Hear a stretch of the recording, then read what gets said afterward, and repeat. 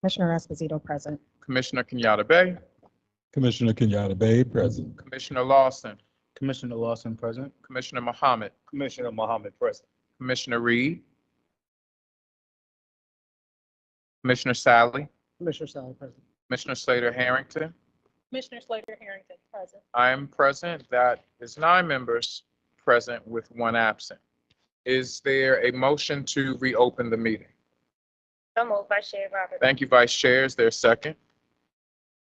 Thank you. All in favor, Vice Chair Roberts, Commissioner Coy, Yes. Commissioner Esposito, Yes. Commissioner Kenyatta Bay, Yes.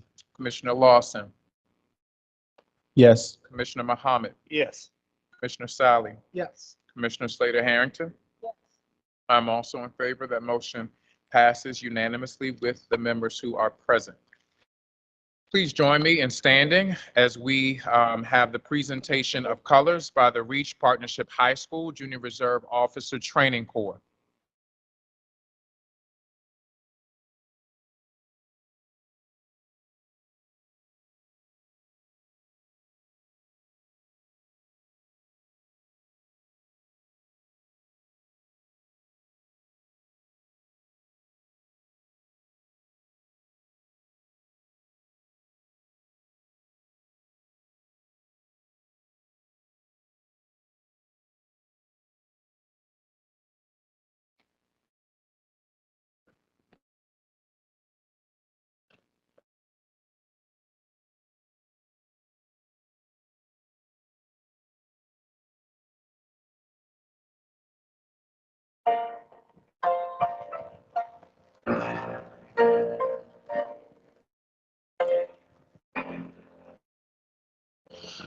Oh, say, can you see by the dawn's early light what so proudly we hailed at the twilight's last gleaming, whose broad stripes and bright stars through the perilous fight o'er the ramparts we watched were so gallantly streamed, and the rocket's red glare, the bombs bursting in air, gave through to the night that a flag was still there.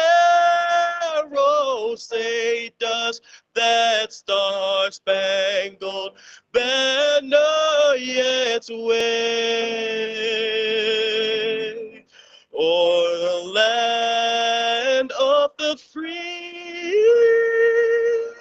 and the home of the brave.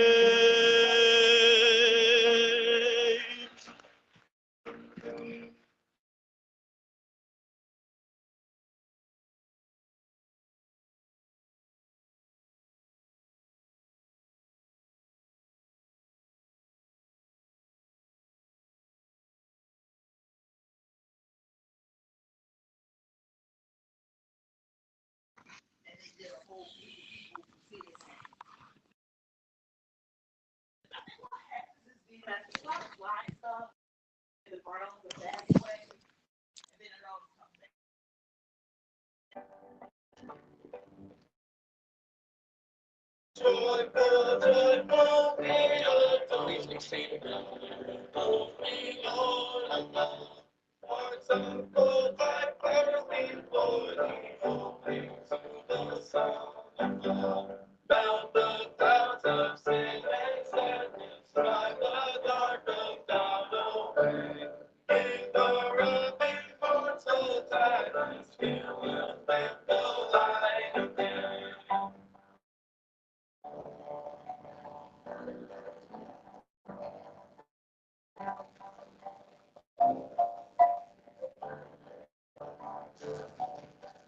Thou art giving, singing, well.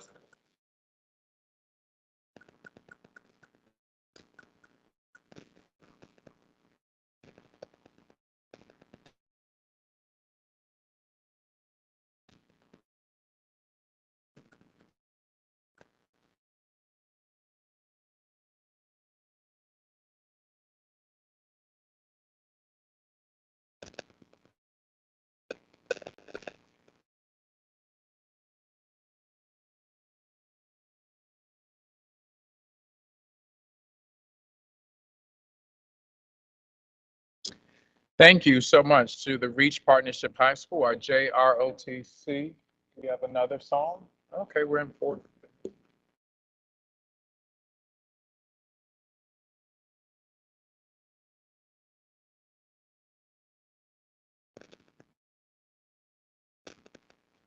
I and the living is easy.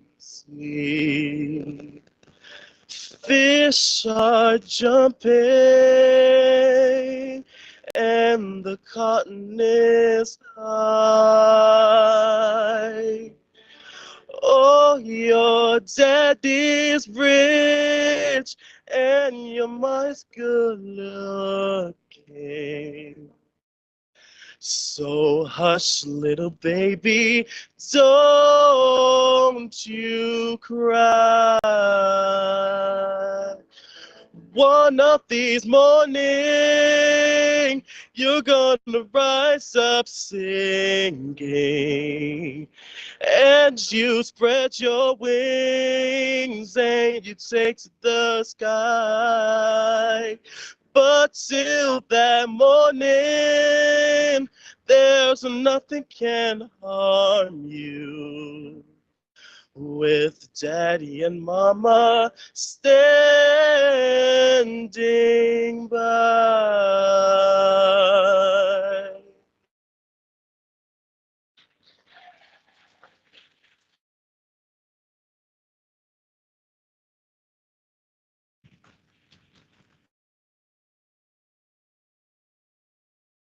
Let's give it up again for the Reach Partnership Music Program.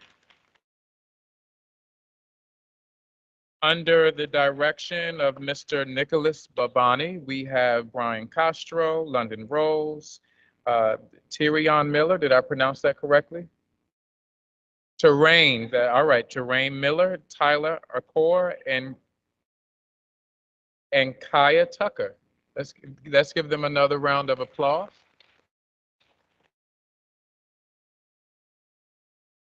That summertime selection is from the very infamous Porgy and Bess. It was an opera that was written to be performed by people of color.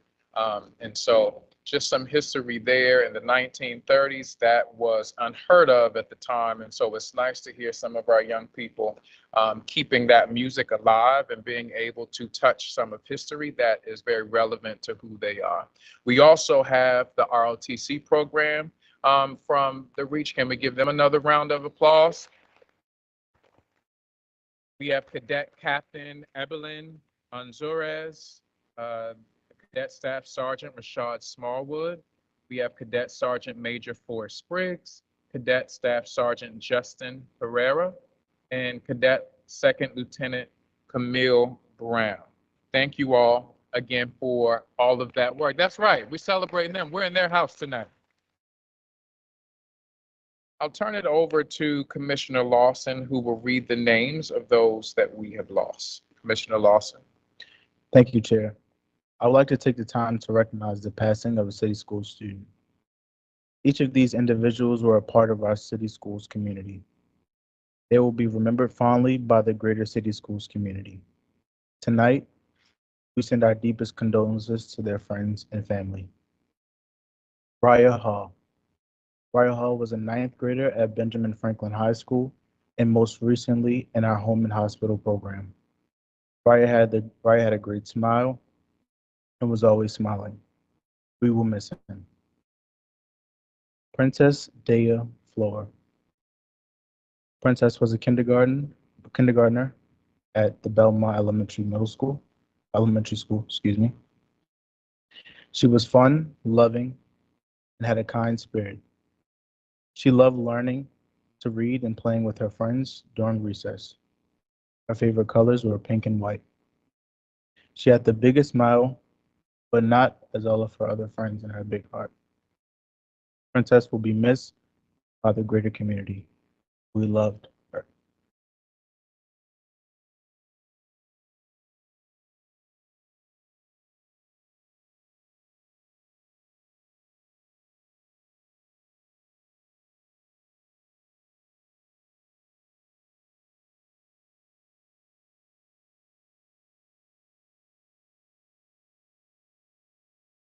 Thank you.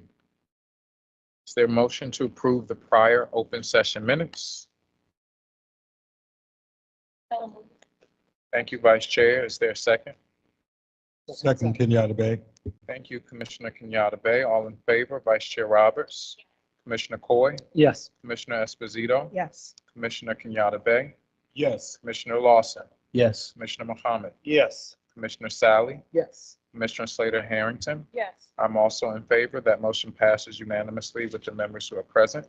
Is there a motion to approve the closed session summaries? Thank you, Vice Chair. Is there a second? Second Esposito. Thank you, Commissioner Esposito. All in favor, Vice Chair Roberts, Commissioner Coy, Yes. Commissioner Esposito, Yes. Commissioner Kenyatta Bay, Yes. Commissioner Lawson, Yes. Commissioner Muhammad, Yes. Commissioner Sally, Yes. Commissioner Slater Harrington. Yes. I'm also in favor. That motion passes unanimously with the members who are present. Welcome to our 23rd, our April 23rd public board meeting. Aren't we in a beautiful auditorium? Look around. It's a beautiful space. We are in one of our beautiful schools. This is what we consider a 21st century school building.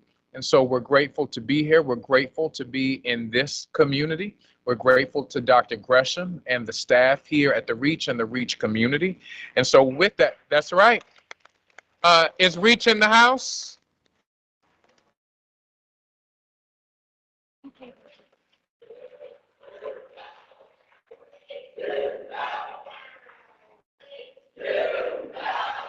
I love that energy.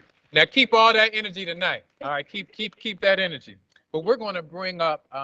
This is such a beautiful place. It's a great place to be. It's one of my favorite schools in the district. I'm going to ask Dr. Gresham if you don't mind coming up. Dr. Gresham is the proud principal of the Reach Partnership School.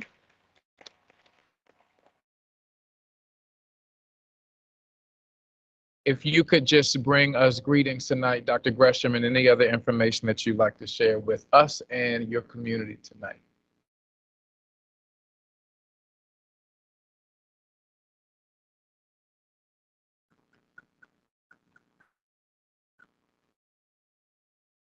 Testing, much better.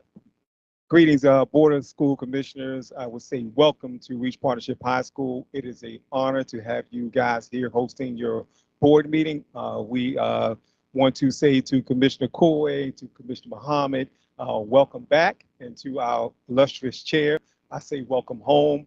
As you have mentioned yourself, you are an avid supporter of Reach Partnership High School, whether it's attending a football game, basketball game, or any activity that we have here in Reach. Speaking at our graduations, et cetera, we say welcome home to you, sir. To our amazing, phenomenal, and fearless leader, Dr. Santelises, we say welcome as always. It's great to have you back here at Reach Partnership High School. To our chiefs, our cabinet members, we say welcome. To our invited guests, we welcome you to Reach Partnership High School, where we are on a mission to move our students from good to great. We do not take that mission lightly. And also, I would like to extend an opportunity to all of you, because I know the work you do can be sometimes stressful. Our nursing and pharmacy students are in the foyer. If you need to have your blood pressure checked on the way out, they are available for to service you there. I often encourage my students here at Reach Partnership High School to tell the Reach story, because no one can tell the story like we do. We live it, we write it each and every day that we're here at Reach Partnership High School.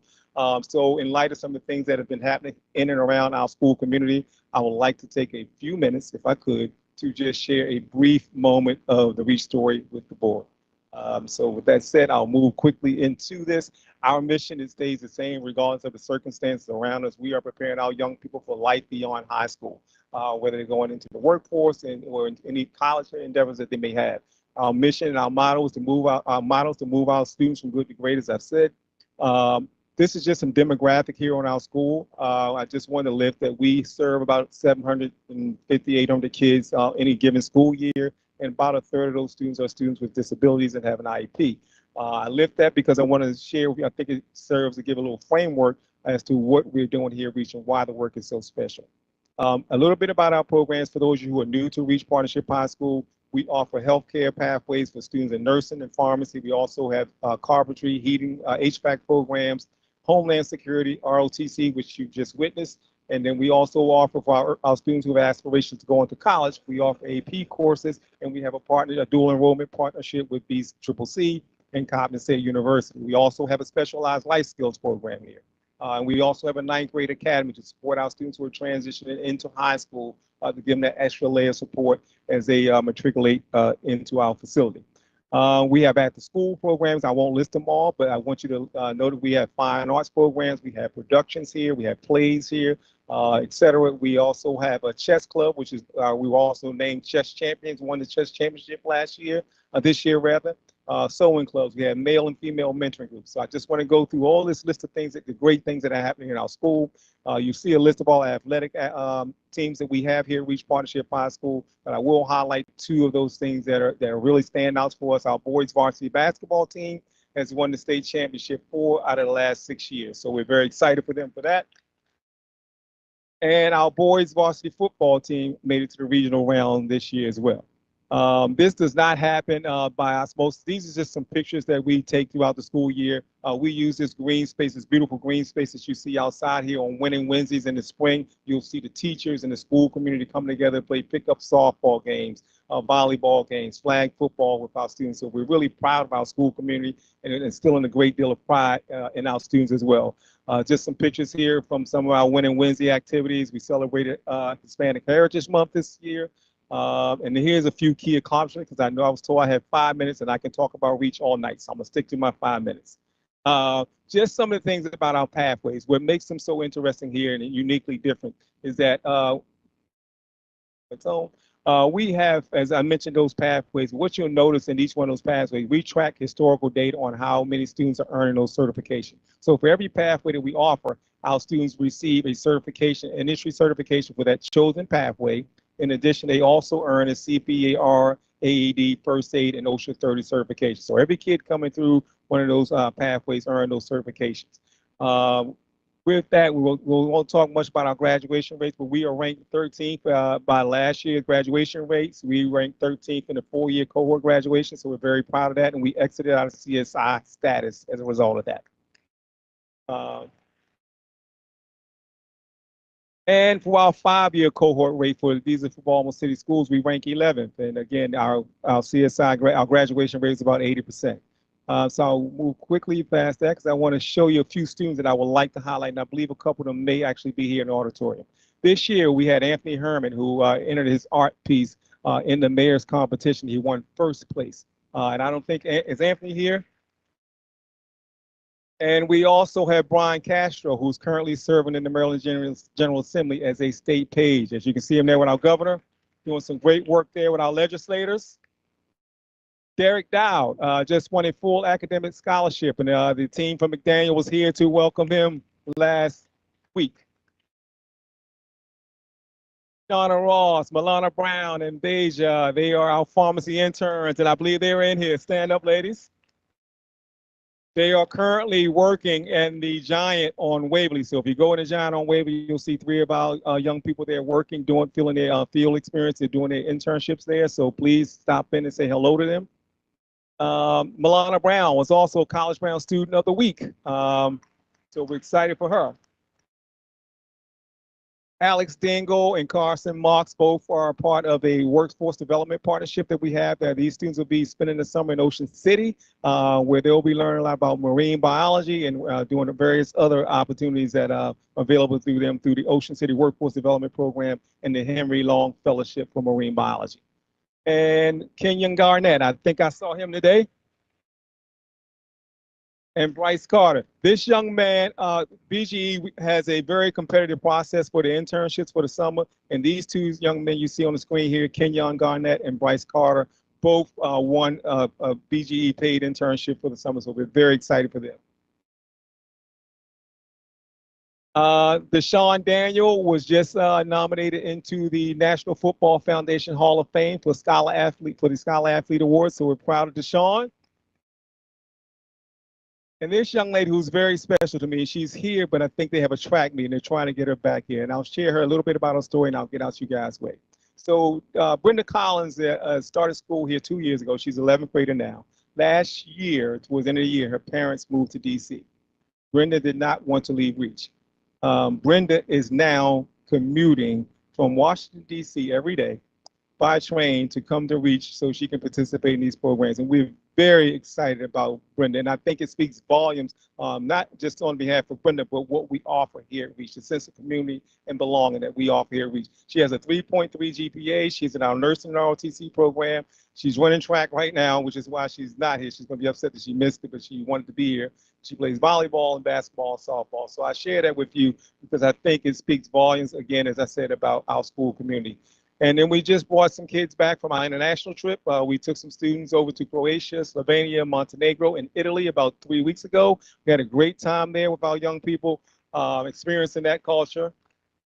And so with that said, I am going to leave you guys to do your board meeting. I really, but every time I get the opportunity to talk about Reach, I am always excited to tell the Reach story because I think we tell it better than some media outlets tell it. So thank you guys for listening. All right. All right.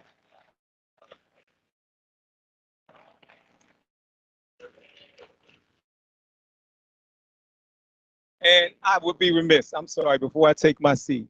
I have the most amazing staff, the best staff in Baltimore City Schools, the Reach Partnership High School staff who make all these wonderful things happen. All right. Thank you guys. Well, what a way to start this meeting.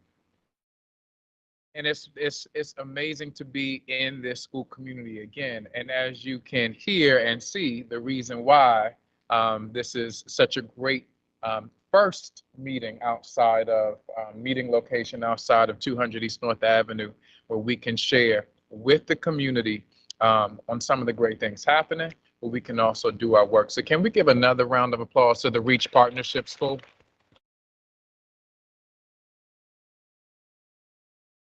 All right, here we are, less than 40 days away from the end of another school year. So I want to shout out, are you excited about that? We have some seniors that are coming up on their last few days of school. And then we also have some exams for our sophomore, our juniors, and our freshmen. And so we certainly want to end the school year strong. And we want to shout out the hardworking and determined educators, the administrative staff, and every employee in between. Your contributions have been nothing short of exceptional. As we push to finish the year strong, I want to highlight a few things happening in city schools and ways that members of our communities can get involved. First, the Office of Communications will celebrate graduating seniors in a 2024 Graduate Spotlight. From now until May 3rd, educators and staff can nominate a senior who they feel exemplifies your school's spirit and values. These seniors will be featured in a district-wide celebration, including featured photos, advertisements, newsletters, and social media. Again, the deadline for nominations is Friday, May 3rd, so staff, please do not wait to nominate some of our amazing students who are about to graduate. Next, City Schools recently launched the Partnership for Reading Success. This special project is designed to create reading resources for elementary students and their families. Earlier this month, staff held a family feedback session to learn what families felt were the best tools to help their child become a strong reader. I want to thank everyone who attended. The information you shared is crucial in the project's next action steps. More information on the project and how you can get involved in the future, that information is forthcoming. Speaking of getting involved, the board wants to hear your feedback on policies JLCDB and KCB, policy JLCDB and policy KCB. Policy JLCDB provides clarity to schools and families on anaphylactic allergy management. Policy KCB provides clarity on volunteer engagement in our city schools communities, and we know how important that is. Both policies are currently under review, and we want to hear your thoughts before the board votes and finalizes those policies. To submit feedback, please visit the board policies webpage on the city schools website, open the form, select the policy, type in your feedback and contact information, and submit. Submissions will be reviewed by district personnel, the board, and other subject matter experts.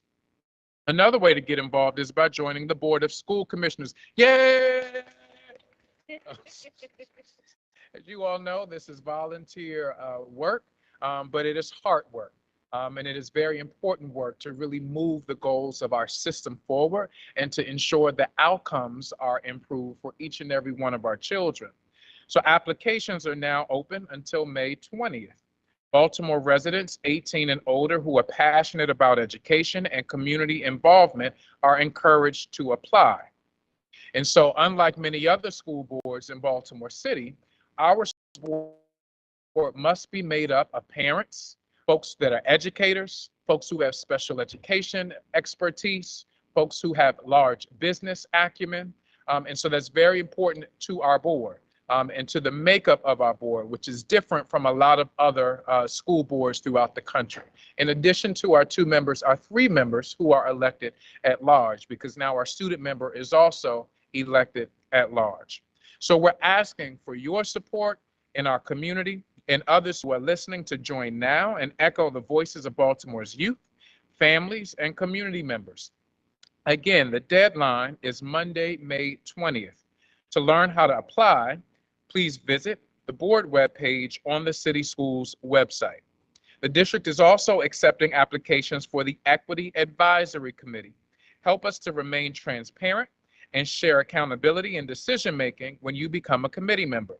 Students, City Schools alum, parents, guardians, school staff, and community partners are all encouraged to join. More information, please visit the Office of Equity webpage on the City Schools website. If you are interested, please apply by Tuesday, April 30th. That is this Tuesday coming. In May, City Schools celebrates, there's so much happening, right? In May, City Schools celebrates Fine Arts Month. Can we give it up for our fine arts students and our fine arts educators? I see a couple who are here.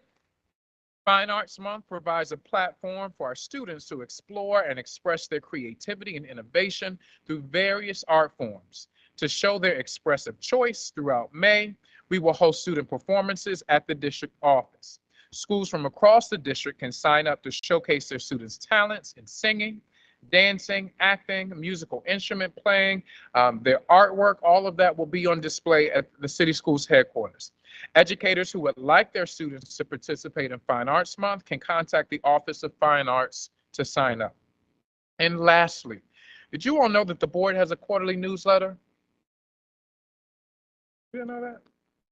So to stay informed on all of the latest information regarding the board, please subscribe to our interactive newsletter, which is titled The School Board Beat. The School Board Beat provides key information and resources about board news, events, meetings, achievement, community engagement opportunities, and more. Please subscribe by visiting the board's webpage on the City Schools website. The board acknowledges a donation of $29,583 to the Paul Lawrence Dunbar football team from the Johns Hopkins Community Support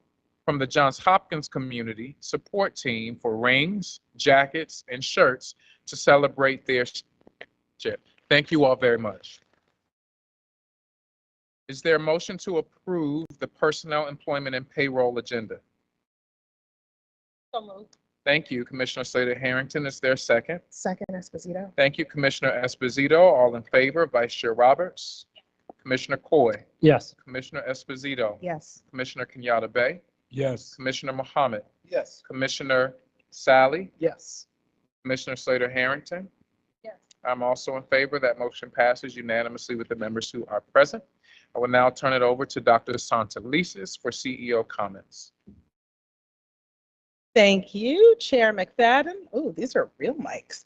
Thank you, Chair McFadden. And I just want to give another round of thank you to the team here at REACH, Dr. Grisham, and all of the young people who we saw this evening. I said to a couple of the young people, and I said, so this means you didn't get to go home in between? And they said, yes, ma'am, we did not get to go home.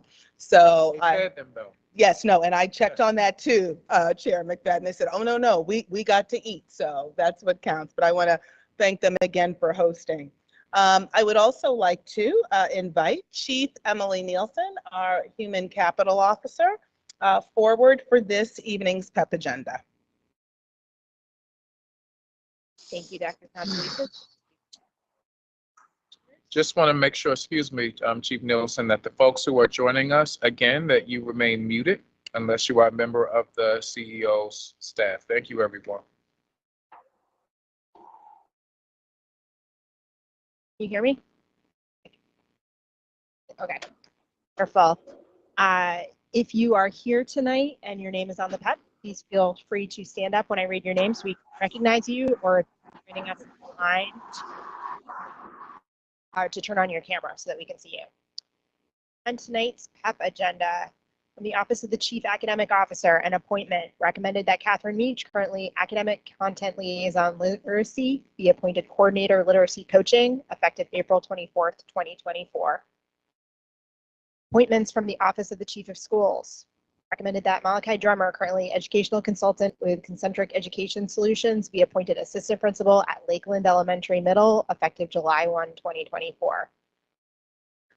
Recommended that Michonne English, currently Assistant Principal at Mervo High School, be appointed Principal Resident at Augusta Fells Savage, effective July 1st, 2024. Recommended that Monique Harding, currently Interim Principal at Woodhome Elementary Middle, be appointed Principal at Woodhome Elementary Middle, effective April 24th, 2024. Congratulations, Principal Harding.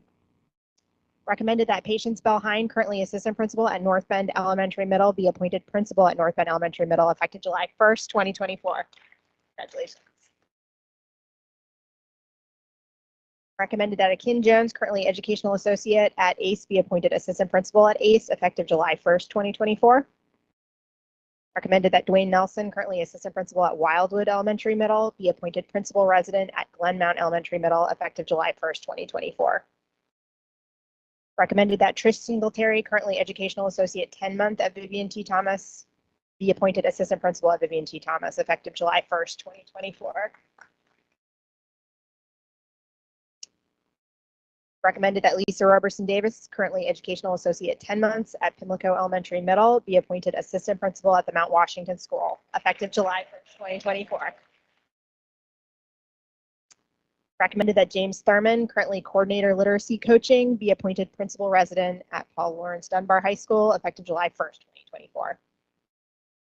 And recommended that Charlene Wilby, currently Principal at the former Virtual Learning Program, be appointed Principal at the new Virtual Learning School, effective July 1st, 2024. Congratulations, everyone, on tonight's PEP report. Thank you. Thank you very much, Chief Nielsen. Congratulations to all of this evening's appointees. As has become our practice, I would like to give a little more detail on each of our new principal appointees. So first, Patience Bell-Hine has served city schools for the past 17 years. She is completing her 5th year as the assistant principal at North Bend Elementary Middle School, where she previously served as the lead teacher and an elementary teacher. Ms. Hine holds a bachelor's degree from Gettysburg College and a master's from Johns Hopkins University. Congratulations, Principal Hine.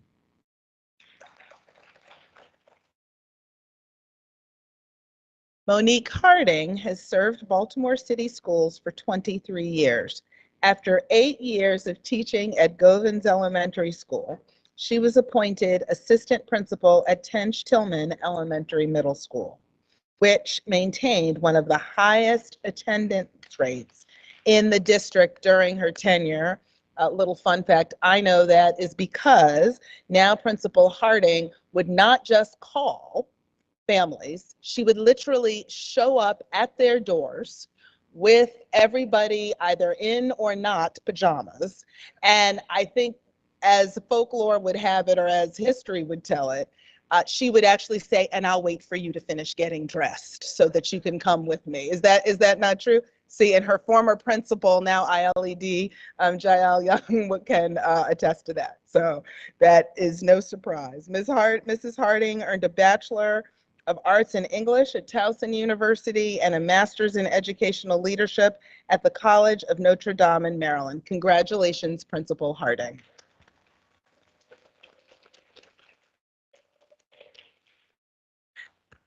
Dr. Charlene Wilby is the principal of the Port Virtual Learning Program, now officially this evening, our virtual Baltimore City's virtual school. Previously, she served as resident at Hazelwood Elementary Middle School. Dr. Wilby earned a Bachelor of Science degree in Human Resource Management, a Master of Science in International Education, and an Educational Specialist degree. She earned her doctoral degree in Organizational Change and Leadership at the University of Southern California. Congratulations, Dr. Wilby. Again, I like to say some of the most important work that I do as a CEO is actually appoint who the school leaders will be in the district, because they are the ones, you are the ones who actually lead the change that impacts young people.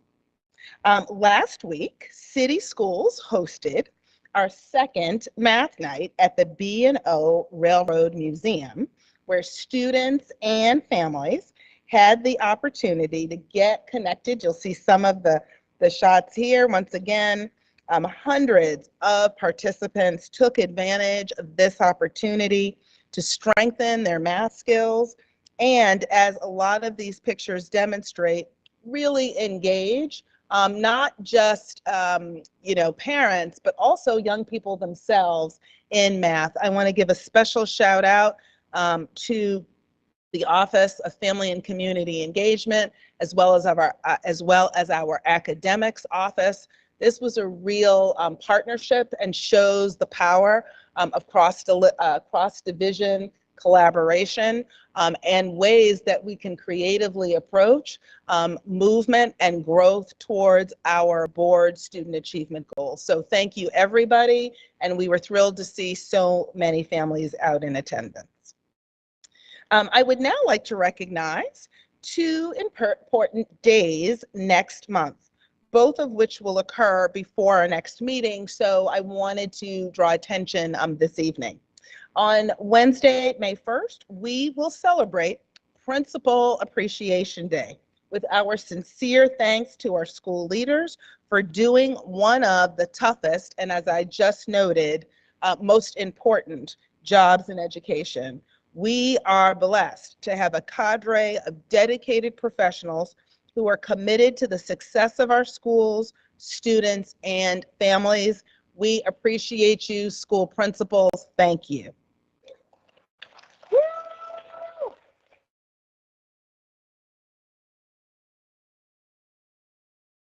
Then on May 7th, we celebrate National Teacher Day as part of a week-long observance of National Teacher Appreciation Week. It is a fantastic opportunity to express our thanks to the dedicated men and women who work so hard inside and outside the classroom to build the foundation for a lifetime of learning and success for our young people. Thank you, teachers. And appropriately, and in line with Teacher Appreciation Week, we recently announced our 10 semifinalists for this year's City Schools Teacher of the Year. One of my favorite things to do as CEO.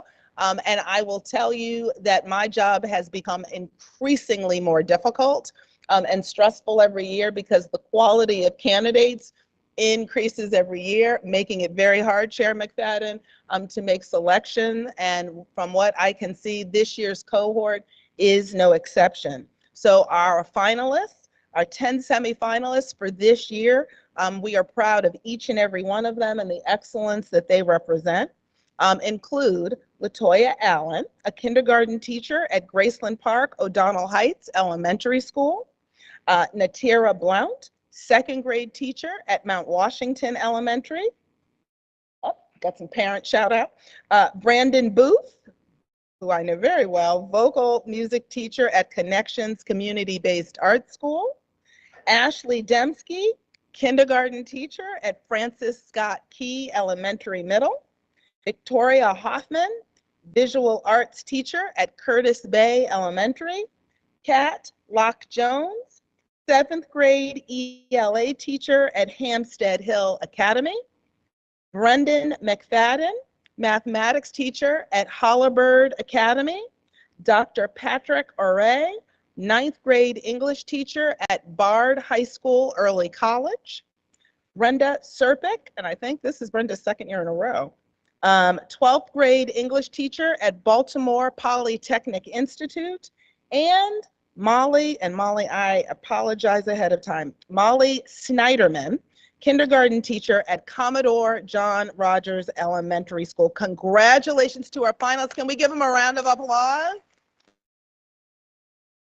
And just a big thank you to all of you just for bringing excellence to our city's children.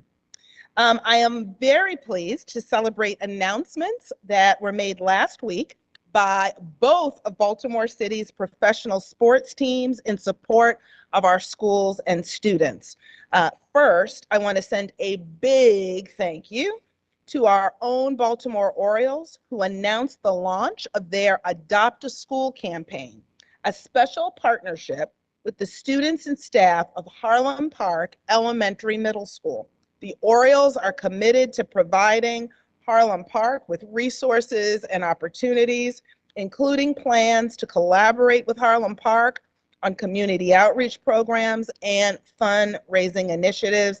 Big thanks to the Baltimore Orioles leadership just for really doubling down and wanting to expand their partnership with Baltimore City Schools.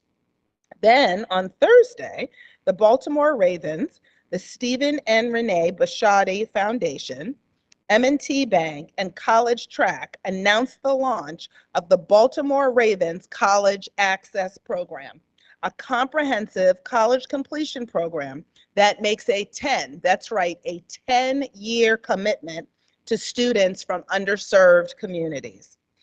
In total, the Ravens College Access Program will be supported by $50 million in donations over the next decade, which will benefit 3 organizations dedicated to providing access to higher education for all of our students. On behalf of our young people and their families, I want to offer a heartfelt thank you to the Bashotti Foundation, the Ravens, and M&T Bank for your invaluable partnership and investment in our young people. And then finally, I want to give a shout out to all of the student leaders across the district. I was absolutely thrilled to be able to start my day at the ASCBC General Assembly this morning. I want to thank both Commissioners Lawson and, Commissioner Sally, I almost botched your name again 2 times in one day, and Commissioner Sally. I want you to know they were both out. Commissioner Sally and both he and Commissioner Lawson were actually handing out the scavenger hunt guides when I came in, but we were represented strong within ASCBC.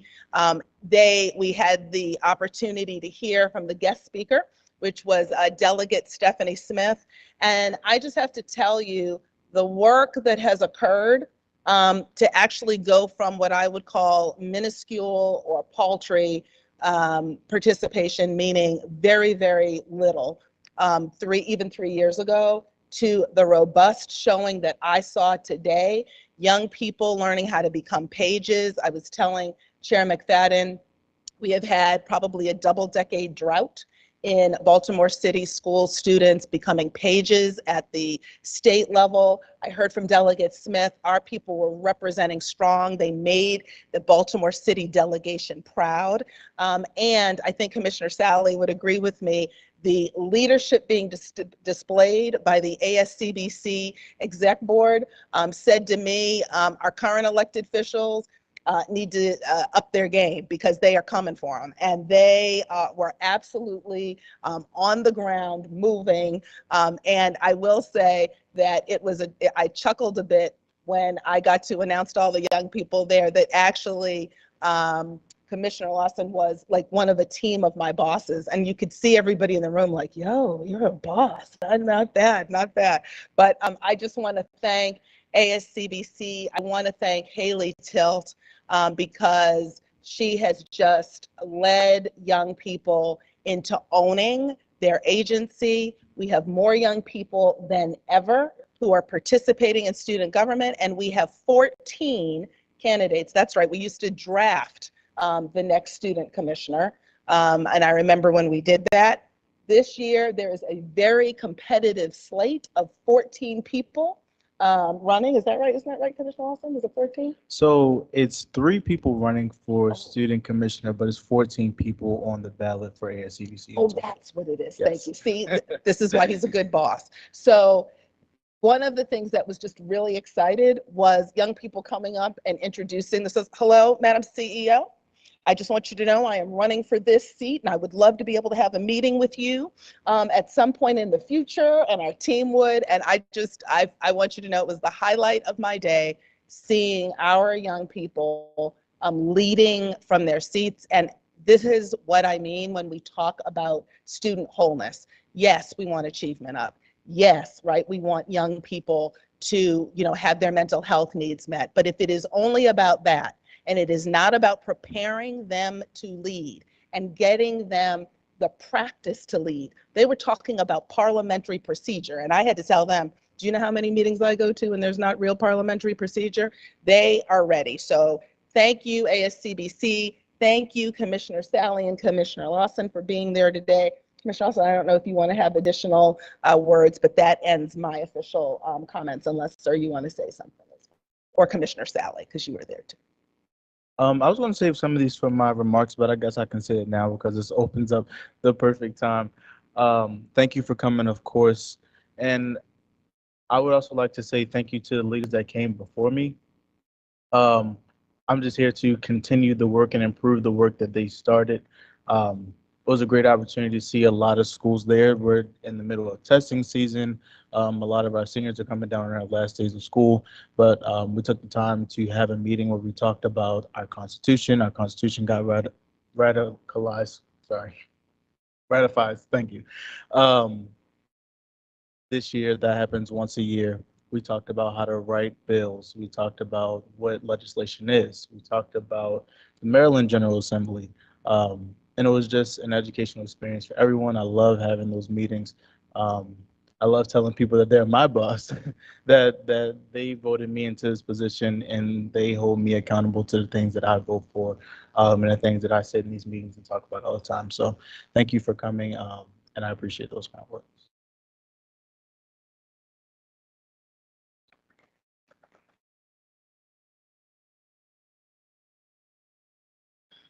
So we're so blessed to have Commissioner Lawson with us as our student commissioner. Thank you, Dr. Santelises. Thank you, Commissioner Lawson.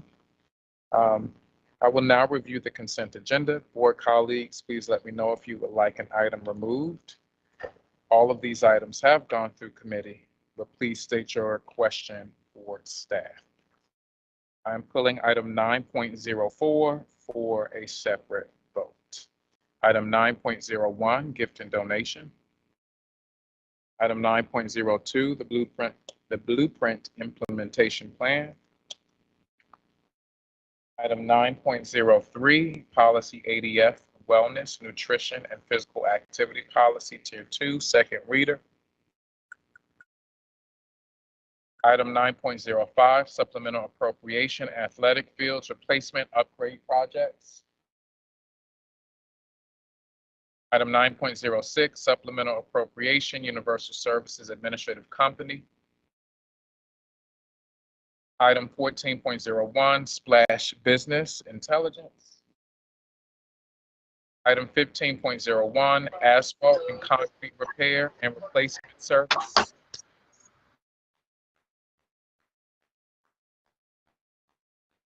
Item 15.02, Convergent Technologies LLC. Item 15.03, TJ Distributors, Inc. Item 15.04, Cole Roofing Company, Inc. Item 15.05, structural building renovation and repair services. Item 15.06, Easter's Lock and Access Systems Incorporated. Item 15.07, wood floor refinishing, replacement, repairs, and relining services. Item 15.08, Tito Contractors Incorporated. Item 15.09, Janus Contractors Incorporated. Item 16.01, AON Consulting Incorporated. Thank you. We'll now move to public comment. Speakers from recognized groups will have the opportunity to speak for 5 minutes. First, we have Christina Duncan Evans, representing the Baltimore Teachers Union.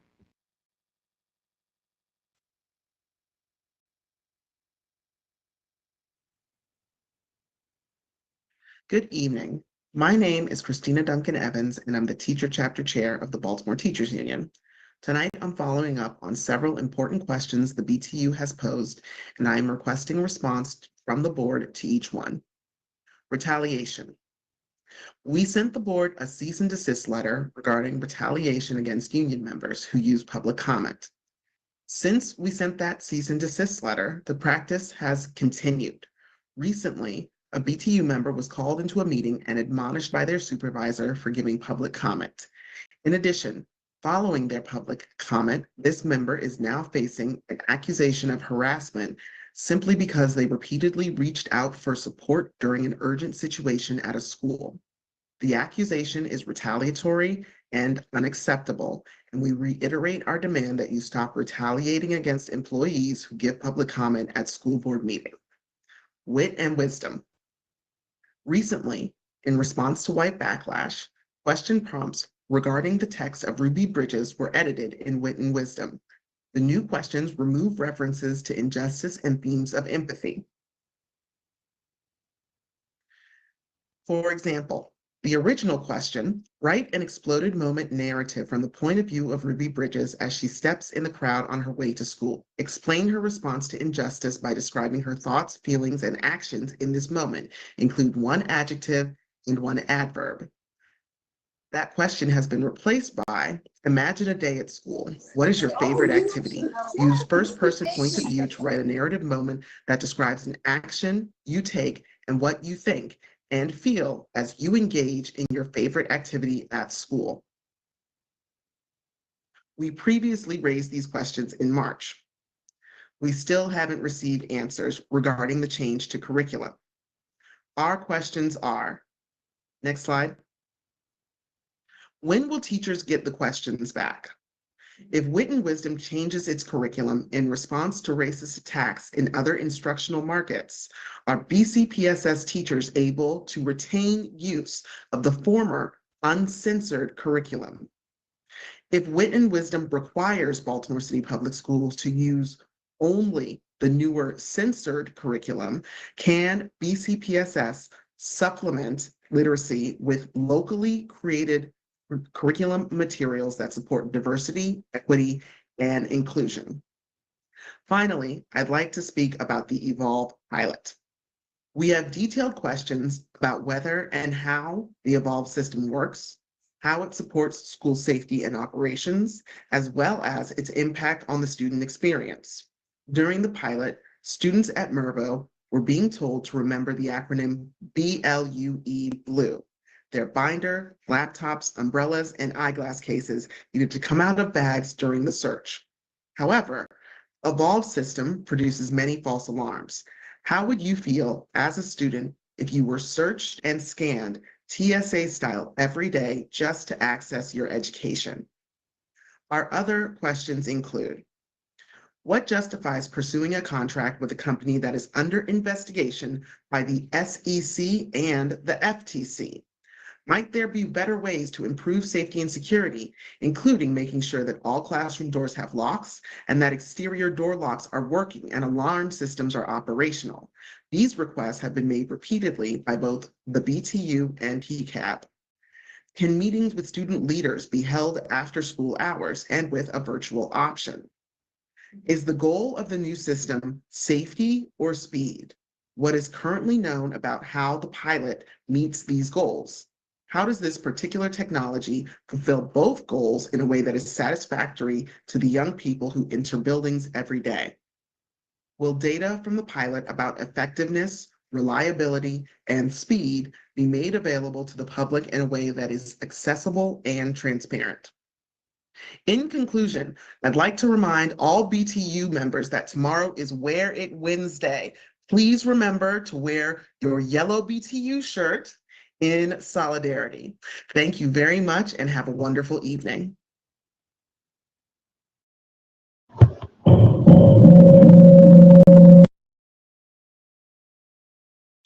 Next, we'll have Jasne Blessed, the Diversity Committee Chair with the Associated Student Congress of Baltimore City, ASCBC.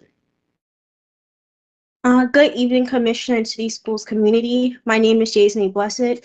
I'm in the 11th grade and I attend Patterson High. I currently serve as the Diversity Committee Chair for ASCBC, and I will be giving you an update on the work my committee has done, ASCBC's General Assembly, and the work our Elections Committee has done. I would like to provide some updates from ASCBC's Elections Committee on behalf of committee's co-chair, our advisor, Ms. Haley Tilt, and Tatiana Flourmoyd, who attends Green Street Academy. As of today, the committee can confirm that ASCBC has 12 candidates running in the election for student commissioner, ASCBC president, vice president, middle school executive, treasurer, and secretary. Candidates will be announced on ASCBC's website tomorrow, and the campaign window officially kicks off on April 29th. Candidates' campaign videos and virtual digital voter guide will be available on ASCBC's website, and election posters will be mailed to schools in early May. Please help us spread the word about 2 upcoming election events. ASC will be hosting a live candidate town hall on May 9th, 6 to 7 p.m. on City Schools YouTube from May 20th to 23rd. All 6th through 12th grade students will have the opportunity to vote for their representatives by going to eballot.app/BCPS and entering their student ID and birth date as credentials. Earlier today, ASCBC held its Spring General Assembly with over 250 students from 30 schools represented. Delegates learned about the upcoming student commissioner and ASCBC election, used preliminary procedure to ratify ASCBC's constitution and annual requirement, and prepared to increase voter turnout at their schools by participating in student-led workshops. We would like to thank our guest speakers, Dr. Santelises and Delegate Stephanie Smith, and we would like to thank the board and city school leadership for supporting ASCBC and strengthening our coalition of student governments. ASCBC has the benefit of bringing together students from a large number of schools, traditional and charter schools, neighborhood and commuter schools, and entrance and non-entrance criteria schools. When we bring students together across the city, it is inevitable that we will discuss our school communities differ. At our fall issue assembly, 2 of the issues that students surfaced were the disparities in access to rigorous AP and IB curriculum and college counseling resources. Speaking for myself, I have seen substantial gaps between the curriculum that is available to me at Patterson and the curriculum available to some of my peers on the ASC Executive Board who attend Baltimore Polytechnic Institute, Baltimore City College, and Western High School. Speaking as a collective, we believe that our current system of school choice and entrance criteria schools are deepening inequities in Baltimore City schools. As an outgrowth of ASCBC's awareness of these disparities, this year our diversity committee has focused on understanding the role that school choice plays in Baltimore City's public schools. We started with research referencing our own experiences, studying the Fund of Educational Excellence 2017 equity analysis of school choice, and conducting research actions with member Baltimore City school staff, including Mr. Dennis Dutras, who oversees talented and gifted programming, and Chief Tina Hike-Huber, who oversees the Office of Enrollment. We wish to thank them both for their time and expertise. We do not intend for our critique to reflect on them and the dedicated work they are doing to improve education for all city school students. This is a systemic, not individual issue. Generally speaking, our entrance criteria schools offer students better access to rigorous curriculum than others, and many parents feel that they must send their children to these schools in order for them to receive a quality education. Every parent and every student should feel comfortable and excited to go to any school. No student should feel that they have to leave their neighborhood to get a proper education. While school choice and entrance criteria schools are Baltimore's tradition, we believe that these systems must be revised if we are sincere in our goal of providing an excellent education to every student in Baltimore City. ASCBC's Diversity Committee is still in its work on the equity implications of school choice and entrance criteria of schools, and we plan to continue our research into this issue. If you are a student or know a student who feels strongly about these issues, please encourage them to join ASCBC's Diversity Committee. Thank you for your time. Thank you very much, Jason and ASCBC and all of what you all do. Thank you very much. Absolutely. Next, we have Carl E. Perry, the president of the Public School Administrators and Supervisors Association, Pizzazz. Good evening, Mr. Perry. Good evening. Greetings, Chair McFadden, Vice Chair Roberts, honorable board members, and of course, Dr. Santelises. I hope that you are doing well as we work towards the final 2 months of this academic year. I've had the wonderful opportunity to be associated with city schools for the past 3 decades. Of course, even longer as a result of the many decades that my family has worked to educate the children of Baltimore.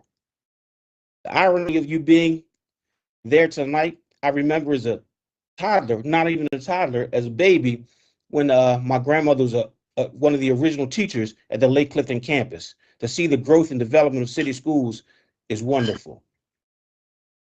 Educating children and working to reshape lives is not something that one can or should take lightly. Though we know there are some who value others and personal interest more than that of the children. We know that because we can see that in some of the decisions or even some of the behaviors that they exhibit towards staff and even students. My focus today, though, is on the loyal leaders of Pizzazza. We have historically been a respected, cherished, and celebrated group. It has always been a pleasure to lead district offices, campuses, school communities, and not one that we take lightly. Just this morning, I spoke to a school leader who indicated he arrives at 6:15 every morning and leaves after 6 p.m. He has to ensure that his campus is ready for staff and students. His goal is to provide for his staff so that they can educate his students. When I asked, "Are you interested in leaving?" he said, "No, I'm on a mission to make my school great." Last week, another principal referenced how she even goes to her building every weekend. She bypasses social events for her children and canvasses the neighborhood frequently to make sure her children are safe when they're leaving. There was also the assistant principal who tried to render life-saving measures to a child last year. There's also a team of administrators who bravely stand at bus stops on a daily basis to remain watchful as children leave the campus, venturing out into Baltimore City. Sad to say, even myself throughout the years missed my girls growing up, as I was always working and responding to school events or situations. My open door policy at school supported the emotional well-being of students and staff while taking a toll on me. I had always stressed to my staff, God, then family, then work. But I combined the last two. In my growth, I will not do the same to my son. We don't do this for a title.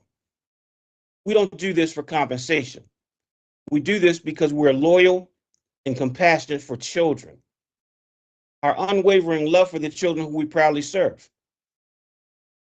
We are loyal to a detriment because we make sacrifices that should not be made. Sacrifices that should not be expected and in some instances required. There's the administrator who contacted me last weekend as she watched her husband and children enjoying themselves outside playing in the recent warm weather. Also, while she was stuck behind a computer entering time-sensitive data. Mind you, this data could have been delayed, but due to the OIT report timeline, she had to stay inside. Not that our students are not deserving of our loyalty, but the fact that it's growing more apparent that this loyalty is becoming one-sided. Our leaders do not feel the same loyalty that they give is being reciprocated anymore. not beyond kind words, because action speaks volumes. I've heard this a lot lately. Where is the loyalty? I've given all these years to be treated like this with no respect. Our district has a tendency to move administrators at the end of the year. There are times when this is unwarranted and may be based off of supervisor bias or general personal feelings towards the impacted member. More irony about tonight, I had previously mentioned that this district has a past culture of retaliation against employees. This can appear in many offices by many different leaders. It can be hidden behind the state law, which allows employees to work at the pleasure of the CEO. No, Time. I'm not implying that our CEO is behind such actions. Let me be abundantly clear. Pizzazza supports our CEO and the continued partnership that we've established. Fair. However, I will say from conversations around the state, there are only 2 districts which use and even abuse this law, and they are city schools in Prince George's County. Any similarities? Mr. Perry, Yes. can you finalize your thought for us, please? We're heading towards a steep cliff. The members who feel that there's no loyalty from the district will lead to us losing more members. We can't afford to lose any more members. Thank you for your time. Have a good night, and please be safe. Thank you, Mr. Perry. You're welcome.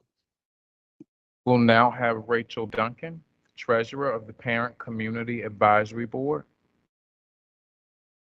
Good evening. Good evening. My name is Rachel Duncan. Nice to see you all, and thanks for allowing me the opportunity to speak on behalf of PCAB. Is this actually projecting my voice? Okay. I'm the proud mom of a 9th grader and a 7th grader in Baltimore City Schools, and here tonight representing the Parent and Community Advisory Board, or PCAB.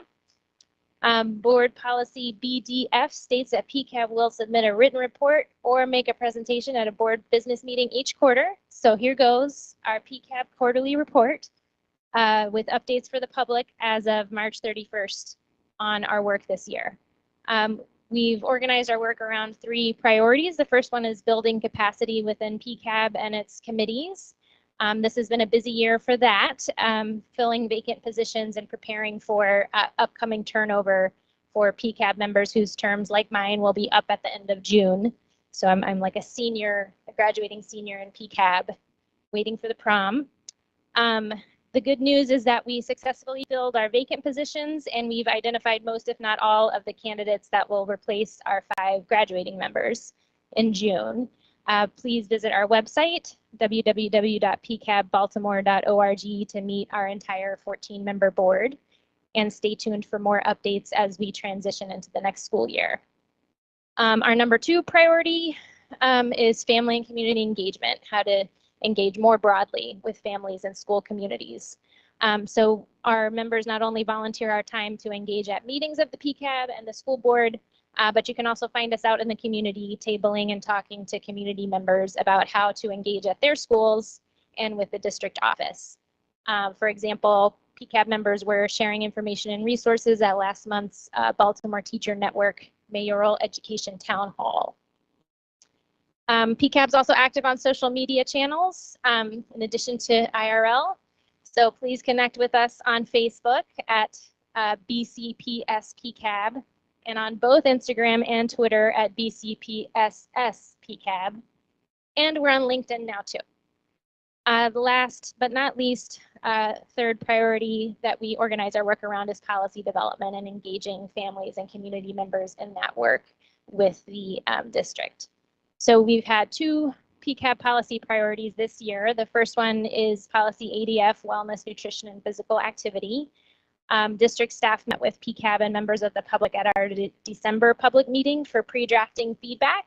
And you'll see in the second reader presentation, I think tonight, for this policy, that they have incorporated PCAB feedback into the revisions. And then the other policy we focused on this year is IKA grading and reporting, which is also on tonight's agenda for first reader, and PCAB hosted district staff for a framing discussion at our February public meeting for that one. So we look forward to seeing how that has been incorporated. Lastly, please join us at our next public meeting, which will be held Thursday, May 16th at 6:30 p.m. via Zoom and streamed live from our Facebook page. We will be welcoming Dr. Santelises for conversation with PCAB and members of the public, and circulating an online form for questions for her in advance through our email newsletter and Facebook page. So again, please go to our website, www.pcabbaltimore.org. You can click to join our mailing list to make sure you get that survey and other information about PCAB. That concludes our updates and the report. Thank you to everyone for your time and attention, and have a good evening. Thank you, Rachel. We'll get a copy of that report, correct? Thank you very much. I'll now turn it over to Dr. Judkins, our Board Executive Officer, for the other public comments. Thank you, Chair. We have 3 public comments this evening. They'll all be live in person. Our first is Sean McKay, who's a teacher. Agenda topic will be sponsorship. Go ahead and come forward. You will have 3 minutes.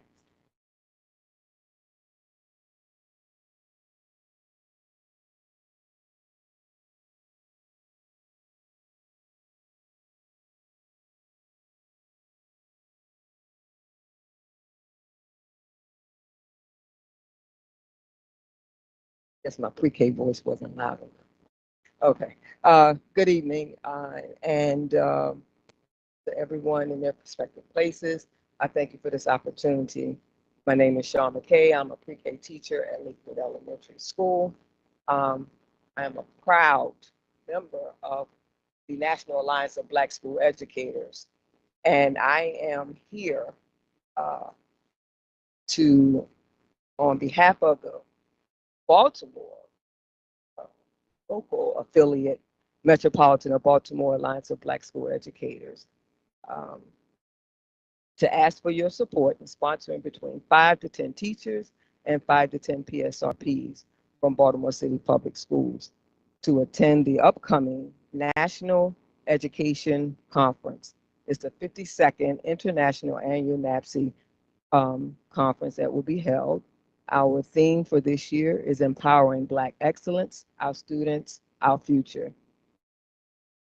It will be held on November the 20th, 2004 in Atlanta, Georgia this year. It will offer valuable professional development. It would give opportunities for educators to go and come back and help our students inside the classroom. I have been a member of NAPSE since 2009 when I graduated from BCC. And I would greatly appreciate your sponsorship for sending our teachers and our PSRP so that we can come back and share what we've learned. It's a very awesome experience. I've met some of the principals that the board sent last year because I am the commission chair for the instructional support commission that is a part of the national organization. So I stand here asking for support for our teachers, PSRPs. I see all of you all have the letter in front of you. I'm not a verbatim. I was taught not to read to people.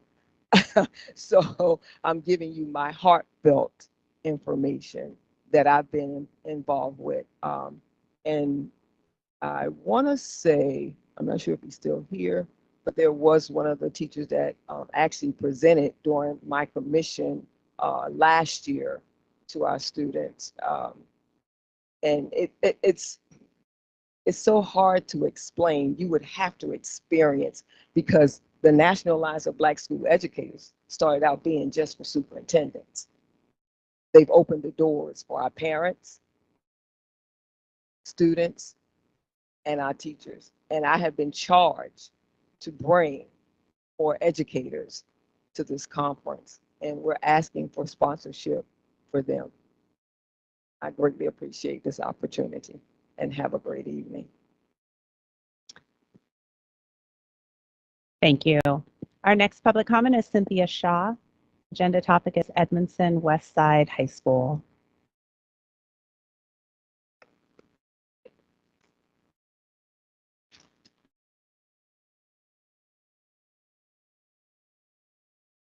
Thank you, and you'll have 3 minutes.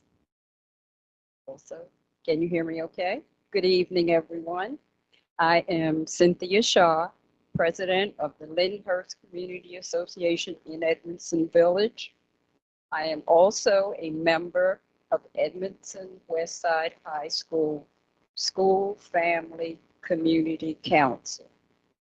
I am here this evening to ensure the principal selection process at Edmondson Westside High School is fair and in the best interest of the students, families, partners, and staff of Edmondson Westside High School.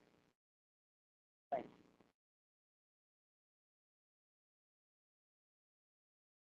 you. Thank you. Our next public comment is Carla Harris. Agenda topic is April is Autism Acceptance Month. Also live in person.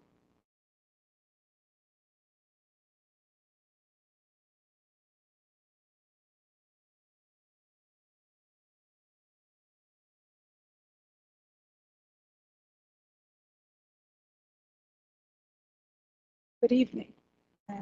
Thank you for this opportunity to address you again. Some of you may recall. Thank you for your work and your leadership. As I stated in the last meeting, last year I was given the opportunity to serve a group of small children who had been diagnosed with autism. It was very eye-opening, almost as much as it was challenging.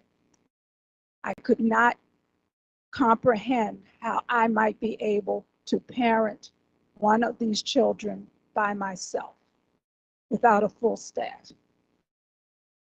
And so I committed the first week to go and learn as much as I could about autism to be able to help myself and the children in this work. The first thing I learned, autism is lifelong. I was surprised to learn, we are learning, that there are conditions that mimic autism that are not lifelong. This is the point that is unheard, but researched, proven, and in place. And my question this evening is, how will you, commissioners, inform families living with autism and families in Baltimore City in general? How will you inform them that there are conditions that can mimic autism and need to be tested in their children and eliminated to ensure that their child actually does have autism, or if they had, perhaps they have one of the conditions that mimic autism, such as mold, T. gondii, heavy metals, free glutamate, pesticides, non-celiac gluten sensitivity, VOCs, the preservative calcium propionate, and tick-borne illnesses, to name a few. All of these are documented by our universities, private practice, doctors, and so it goes. How will we get the information out? What's my channel? What's my conduit? How do I do this? The children are coming in younger and younger, more and more. We set up programs for this by survey. Parents, teachers, psychiatrists fill out a survey and then average, and if it's over a certain amount, the child has autism. There is no lab test, but for autism, but for the conditions that mimic autism, there are lab tests. And once it is shown that the child has mold or the child has had T. gondii exposure, those things can be treated. And the literature shows when the levels are reduced, the severity of the autism symptoms are reduced as well. How do we tell the parents? The doctors have not heard. Can you close? Time. Time If you want to close up. That's a question. How do I get answer to that? I was just gonna ask okay, great. I see our CAO and our interim head of special education in the back. And if you walk towards the back, they will be more than happy to meet with you further. It's okay. Yeah, you can. Thank you very much. Thank you. And that was our last public comment. Thank you. We had several committees that met over the past couple of weeks since our last meeting. As it has become our practice, we are going to begin with our student commissioner Lawson for his report and remarks, followed by Commissioner Muhammad, who stepped up for the operations committee last week. Commissioner Lawson. Thank you, Chair. As stated in my last remarks at our last public board meeting, I am starting to begin the transition between the student commissioner seat, or myself in the student commissioner seat. So when I go out to schools, I start to introduce the role rather than myself to start to engage students with the seat instead of, myself. And in alignment with that, I met with the YAR Youth as Resources board last Friday, the 19th. And during this meeting, I hope answer any questions. I often find that there's a lot of misconceptions within our student population. So it's my job, student commissioner, to clear those up. So I had a great meeting with them. I also pointed them in the right direction around concerns about school safety. And I hope to answer some of those questions and set up further meetings. And that concludes my remarks this evening. Just starting to transition out of the role and bring more people into the role.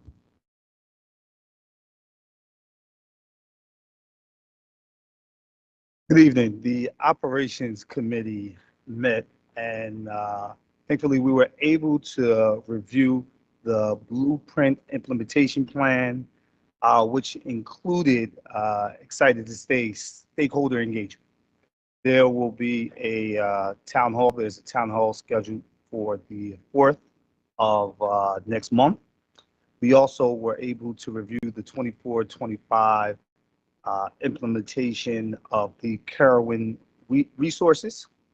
But I'm excited to announce the athletic field upgrades that we will hear from later on, but they have the potential to impact the school we are in now, the Reach community. And we had some staff here from Edmondson. They have the potential to support Edmondson as well. That is our update for the Operations Committee. Thank you for the opportunity. Safety and Wholeness also met, Commissioner Muhammad. So it's right there. You're right there on it. All right, we're going right back to it. So the Safety and Wholeness Committee met last week, and we had the opportunity to review the school safety plan, the school safety update, which included reports from school police.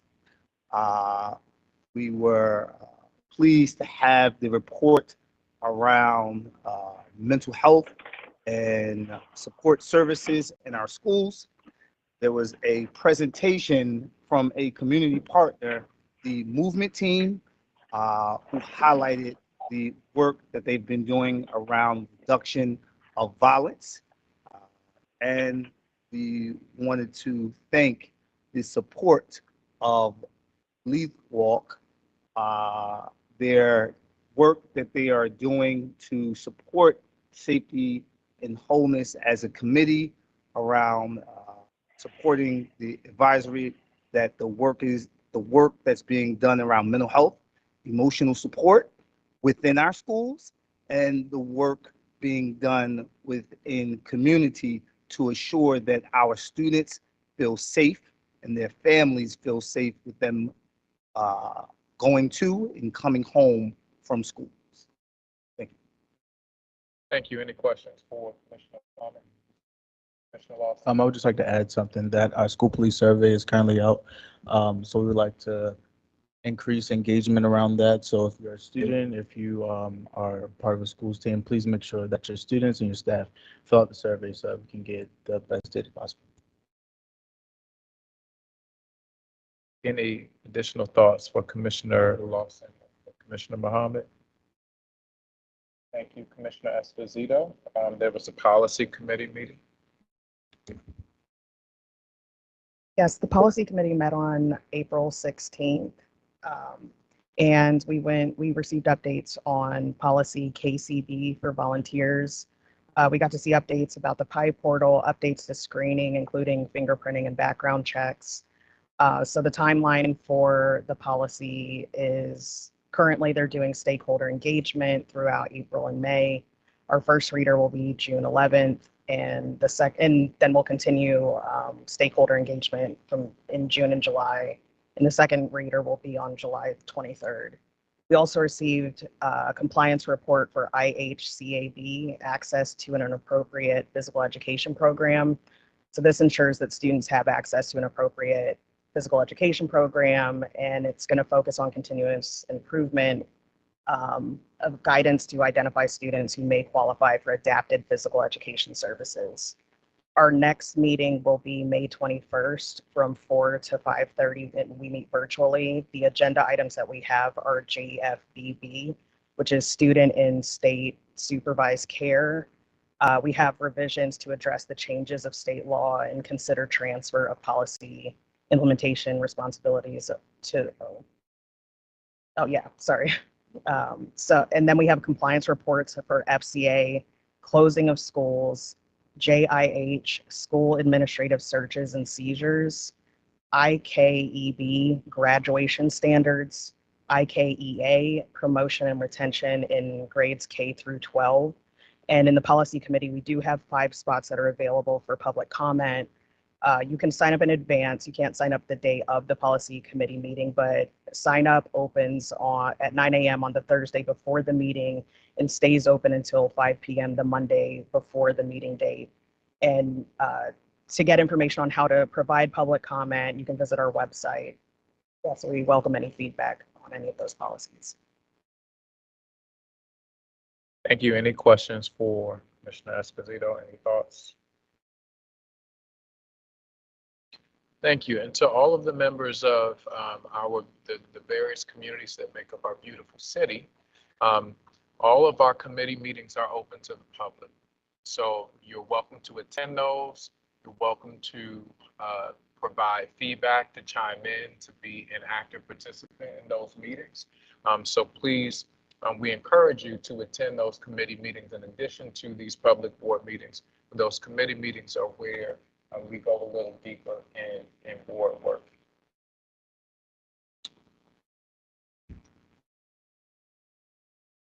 Based on public comments, are there any additional items that board members would like to pull from the consent agenda? Yes, I'd like to pull 9.03 for an update on stakeholder engagement and feedback that occurred between first and second reader. Is someone able to speak to 9.03 now?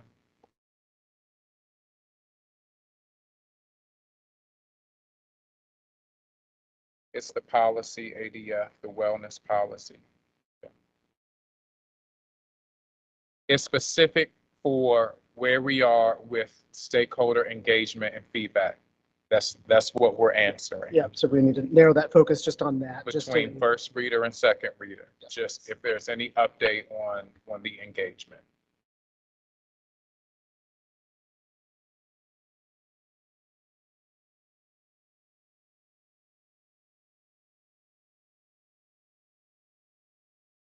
Come and speak to some other pieces. I will say majority of the stakeholder engagement, they are included in the PowerPoint slides that are posted. We have received additional feedback from school leaders, especially around the changes to the nutrition standards and mealtime climate.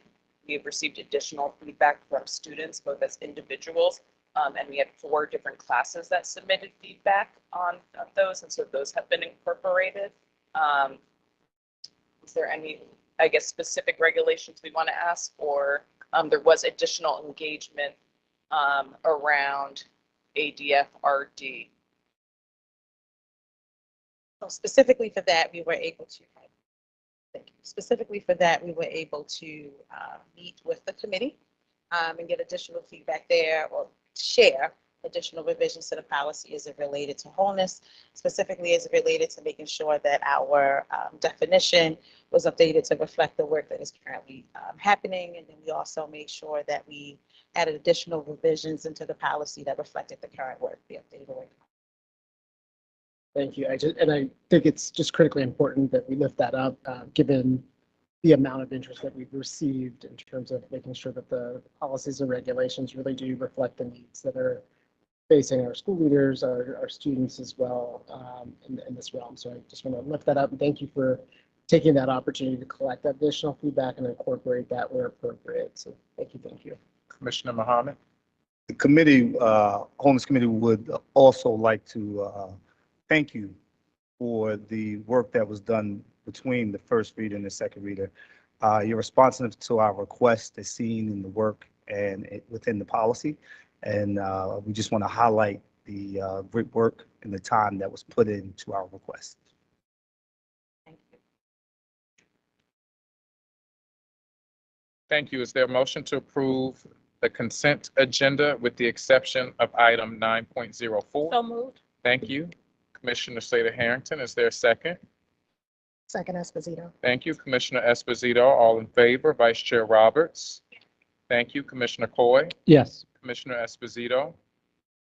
Yes. Commissioner Kenyatta Bay. Yes. Commissioner Lawson. Commissioner Mohammed. Yes. Commissioner Sally. Yes. Commissioner Slater Harrington. Yes. I am also in favor. That motion passes with 8 in favor and 2 absent.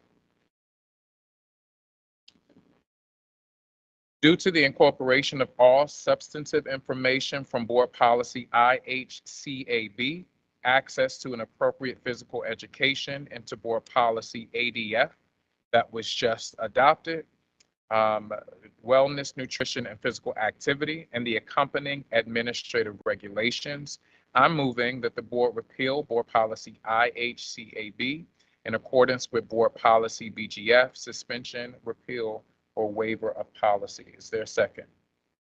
Second, Sally. Thank you, Commissioner Sally. All in favor, Vice Chair Roberts? Commissioner Coy? Yes. Commissioner Esposito? Yes. Commissioner Kenyatta Bay? Yes. Commissioner Mohammed? Yes. Commissioner Sally? Yes. Commissioner Slater Harrington? Yes. I'm also in favor. That motion passes with 8 in favor and 2 absent. We'll now move into item 10.01, first reader of policy IKA, grading and reporting.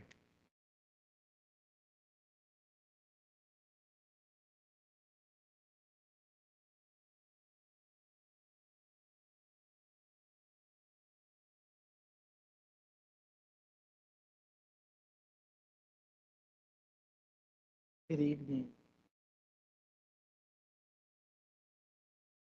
Thank you.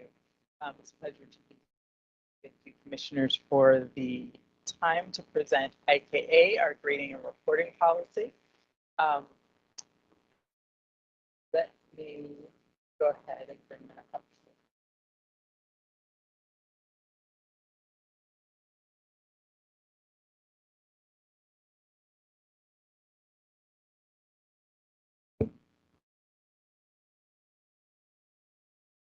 Give me one moment, I apologize.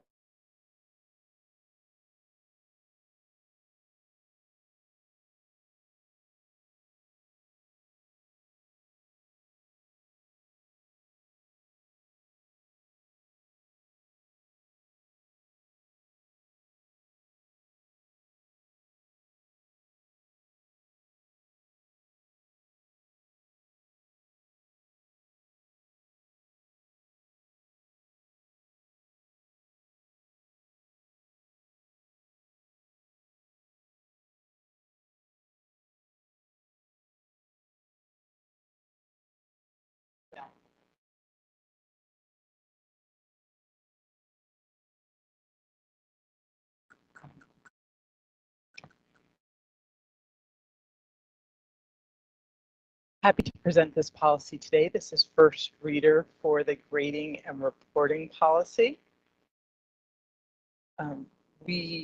This policy covers many of the board priorities, but certainly thinking about the ways that we focus on rigorous and relevant instruction for our students, the way we support our administrators and staff in supporting our students, and the way we engage our stakeholders. And I would just note with this policy that this stakeholder engagement has been ongoing, but will be ongoing through this process. We are continuing to solicit feedback, much as you heard from policy ADF, because we know that the more we talk about this, the more people get engaged in this, and we want to continue to be open to the various perspectives that we hear from our community.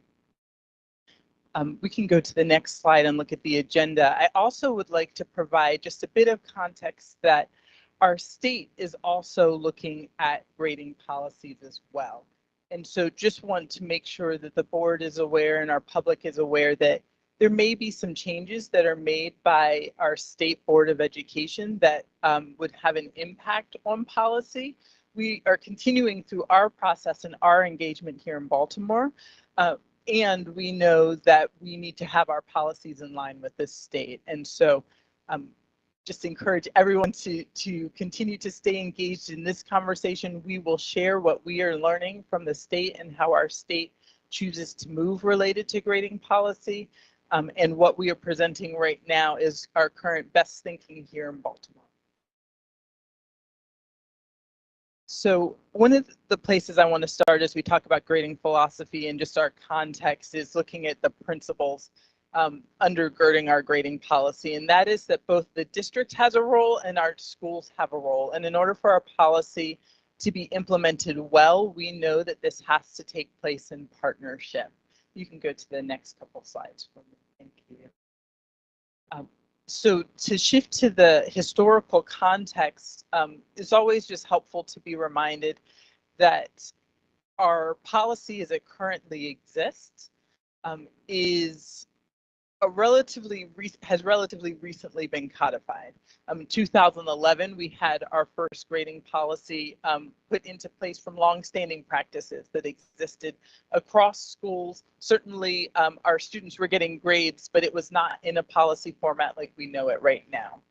In 2019, we came back to review our grading policy and really refined our grading practices. There are 4 key shifts that I'd want to highlight for you. The first being that we increased the expectation of our grading for core classes from twice a month to once a week. We also shifted our assessments so that they counted for 70% of a student's final grade. In addition to that, we gave students the opportunity to reassess in order to earn a higher grade. And we put in place some clear guidelines for how grade changes need to take place. There are a variety of reasons why a school may need to change a student's grade, and we wanted to make that clear and put some bounds and guidelines around that. I want to talk about assessments a little bit because I know in 2019, when I had the privilege of looking at this policy then, assessments came up quite a bit. And so wanted to just reiterate our intent with assessments, which is that they are not just tests and exams. They're not just paper pencil questions 1 through 10 or 1 to 50, right? But they could be a variety of different things. I don't want to read all of these, but I would highlight, for instance, thinking about the CTE students we heard Dr. Gresham speak about tonight, our pharmacy students who are learning a variety of different things that they demonstrate with performance-based assessments, right? They are able to show that they have a particular skill. We also know that in our science classes, there are lab reports where students are actually manipulating materials and seeing what happens, and then as a result, writing about their findings, and that's another form of assessment. So when I speak about assessment, I want to be clear that I'm not just talking about a paper or pencil quiz or a test. Also want to talk about how we use our assessments. So There are different uses. We give these assessments different names. And so we talk about diagnostic assessments. We use these assessments to be able to understand what a student knows and is able to do prior to instruction. We talk about formative assessments, ways that we can measure how a student is learning information or skills during the course of instruction. And formative assessments are really helpful because teachers can use them, both these and the diagnostic assessments, to understand how they need to adjust their instruction, right? And then summative assessment allows us to measure what a student has learned at the end of a period of instruction. It might be the end of a module, it might be the end of a unit, it might be the end of a marking period. And so teachers are using summative assessments as well. So to continue, I want to just make sure that everyone is grounded in our current policy, where we have 4 key sections. One talks about our philosophy of grading as a district, the components of a grade, school-based grading practices, and specific guidance for students with disabilities and English learners. Just want to make a quick note that the components of a grade, well, let me talk about students with disabilities and English learners, and just want to highlight a language change that you will see that I don't think I highlighted later in the presentation, so I want to mention it now. And that's wherever it says English learners, we have shifted to multilingual learners, which is the language that we are using as a district now and that we are using as a state. And so when you see a reference to English learners, it's because I'm referencing the current policy, and that's the technical language that's in there. As we look at our regulations, we know that our policy sets the frame, but our regulations provide more detail about how the policy should be implemented. And the regulations provide more details about reporting grades. Again, 1 grade per week in our core content areas, reporting grades. And so we have grading components, assessments, classwork, participation, and homework. I mentioned reassessment earlier. We have different grades that we use for different grade bands, and you see that noted there. Grade change guidelines and request forms I referenced before. It's how schools officially request a grade to be changed and document that. How we navigate attendance and grading, and in particular, want everyone to be clear that we do not incorporate attendance into our grades at city schools. We trust that the instruction is not to be missed. And it is so meaningful that our students, we don't need to incorporate a student's attendance into their actual grade. But we do want to note that when a student has an extended time when they need to be out of school for whatever reason, it may be an illness or something like that, that we give them the appropriate amount of time to make up that work. We have numeric and letter grade equivalents. A 90 is an A-, that type of thing. We know that our grades are rounded to the nearest percentage point. And then again, we have specific guidance on grading for our students with disabilities and our multilingual learners. There were a few updates that were made to the grading policy in the fall. And in this public forum, I just want to make sure that I highlight these. The first is, again, as I referenced at the very beginning, we always want to make sure that what City Schools is doing is aligned with the state's policy. And so the state made a shift to the policy to require that end of course exams that the state administers account for 20% of a student's final grade. That started with the students who were first-time 9th graders this school year, and their state biology and American government exam scores now count as 20% of their final grade. So we had a cohort who already did this for first semester. We have another group that will be taking these exams in really the next month or so. I mentioned the attendance and grading, and again, we want to make sure students have a reasonable amount of time to complete their work when they're out. And we made a shift that when a student takes a reassessment and earns a higher grade, because they have learned, our goal is for students to learn the content. When they can demonstrate that they've learned the content, they get that higher grade in the grade book. It's not an average, they get that higher grade. Next slide. So I want to highlight our policy changes that we are proposing. They fall in roughly in 4 different categories. And so we're going to talk about best practices. We'll talk about grading language shifts. We'll talk about frequently encountered student situations and how we are navigating both school autonomy and wanting to provide equitable experiences across schools with a common district standard. As was highlighted in our March 12th board meeting, we took the initiative to contract with a firm to conduct an external grading performance review. This performance review reviewed our grade changes as a district. They got a large audit and looked through all the grade changes. They looked at our policies and practices, and they looked at the forms that schools are required to use for grade changes, as well as what we are required to submit to the state related to grade changes. And we got some useful information from that review, including just an external validation of our practices. Next slide, please.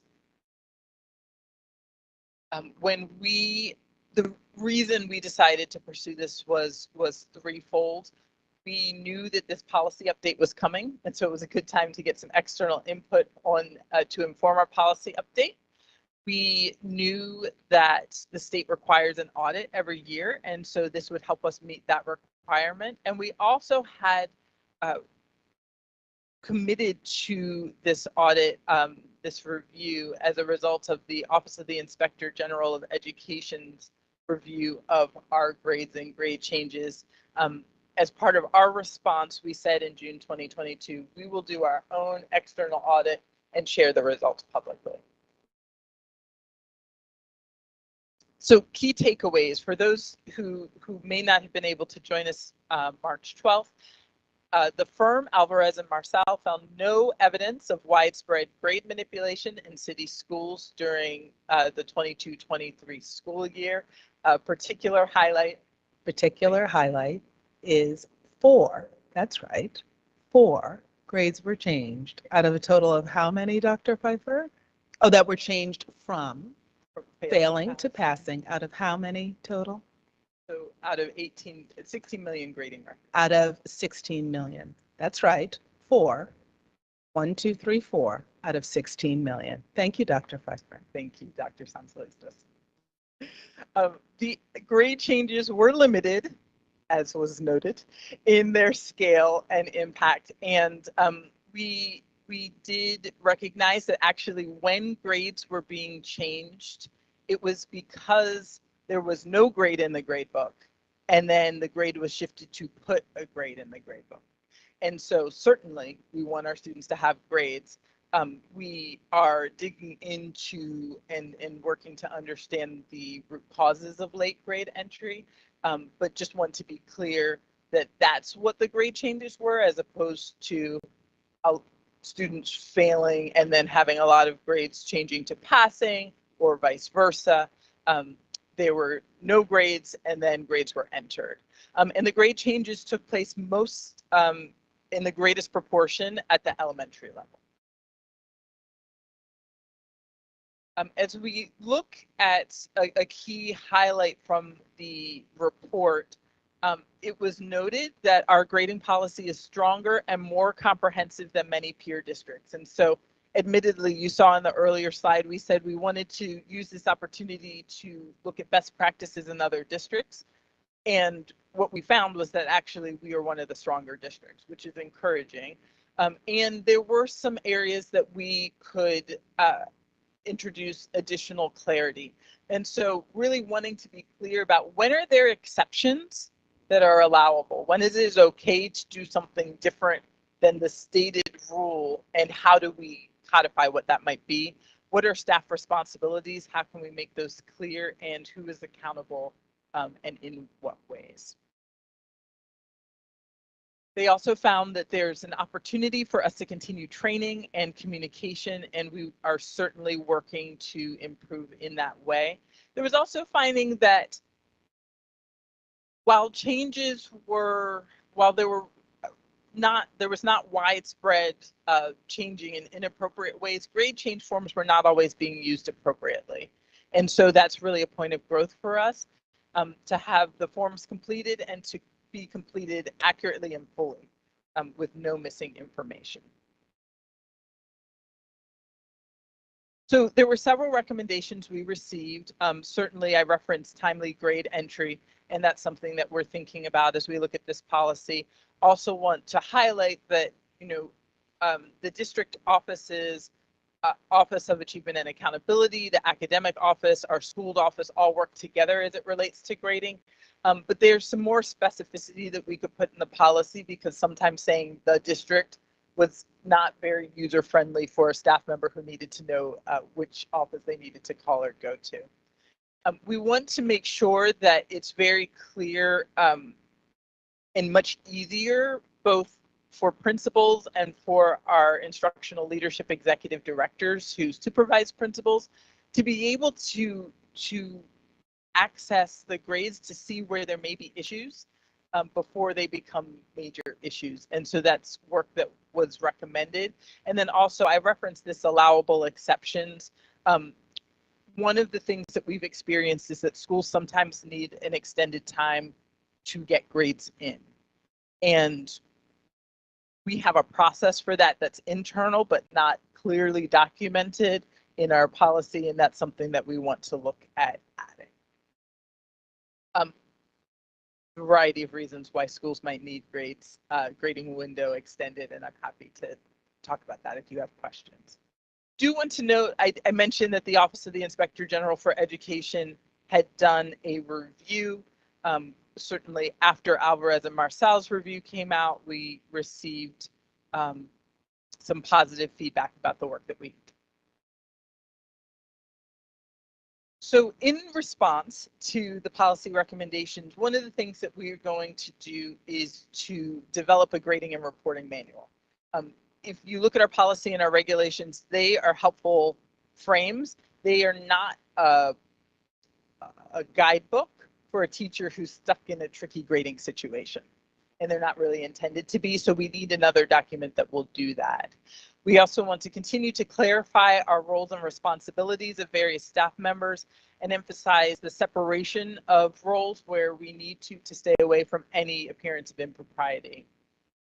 We want to continue to clarify our grading expectations, and I'll speak about those in a moment, so I won't dwell here, but make sure that we can also revise our grade change forms so they're easier to use, easier to analyze, that they require less manual work.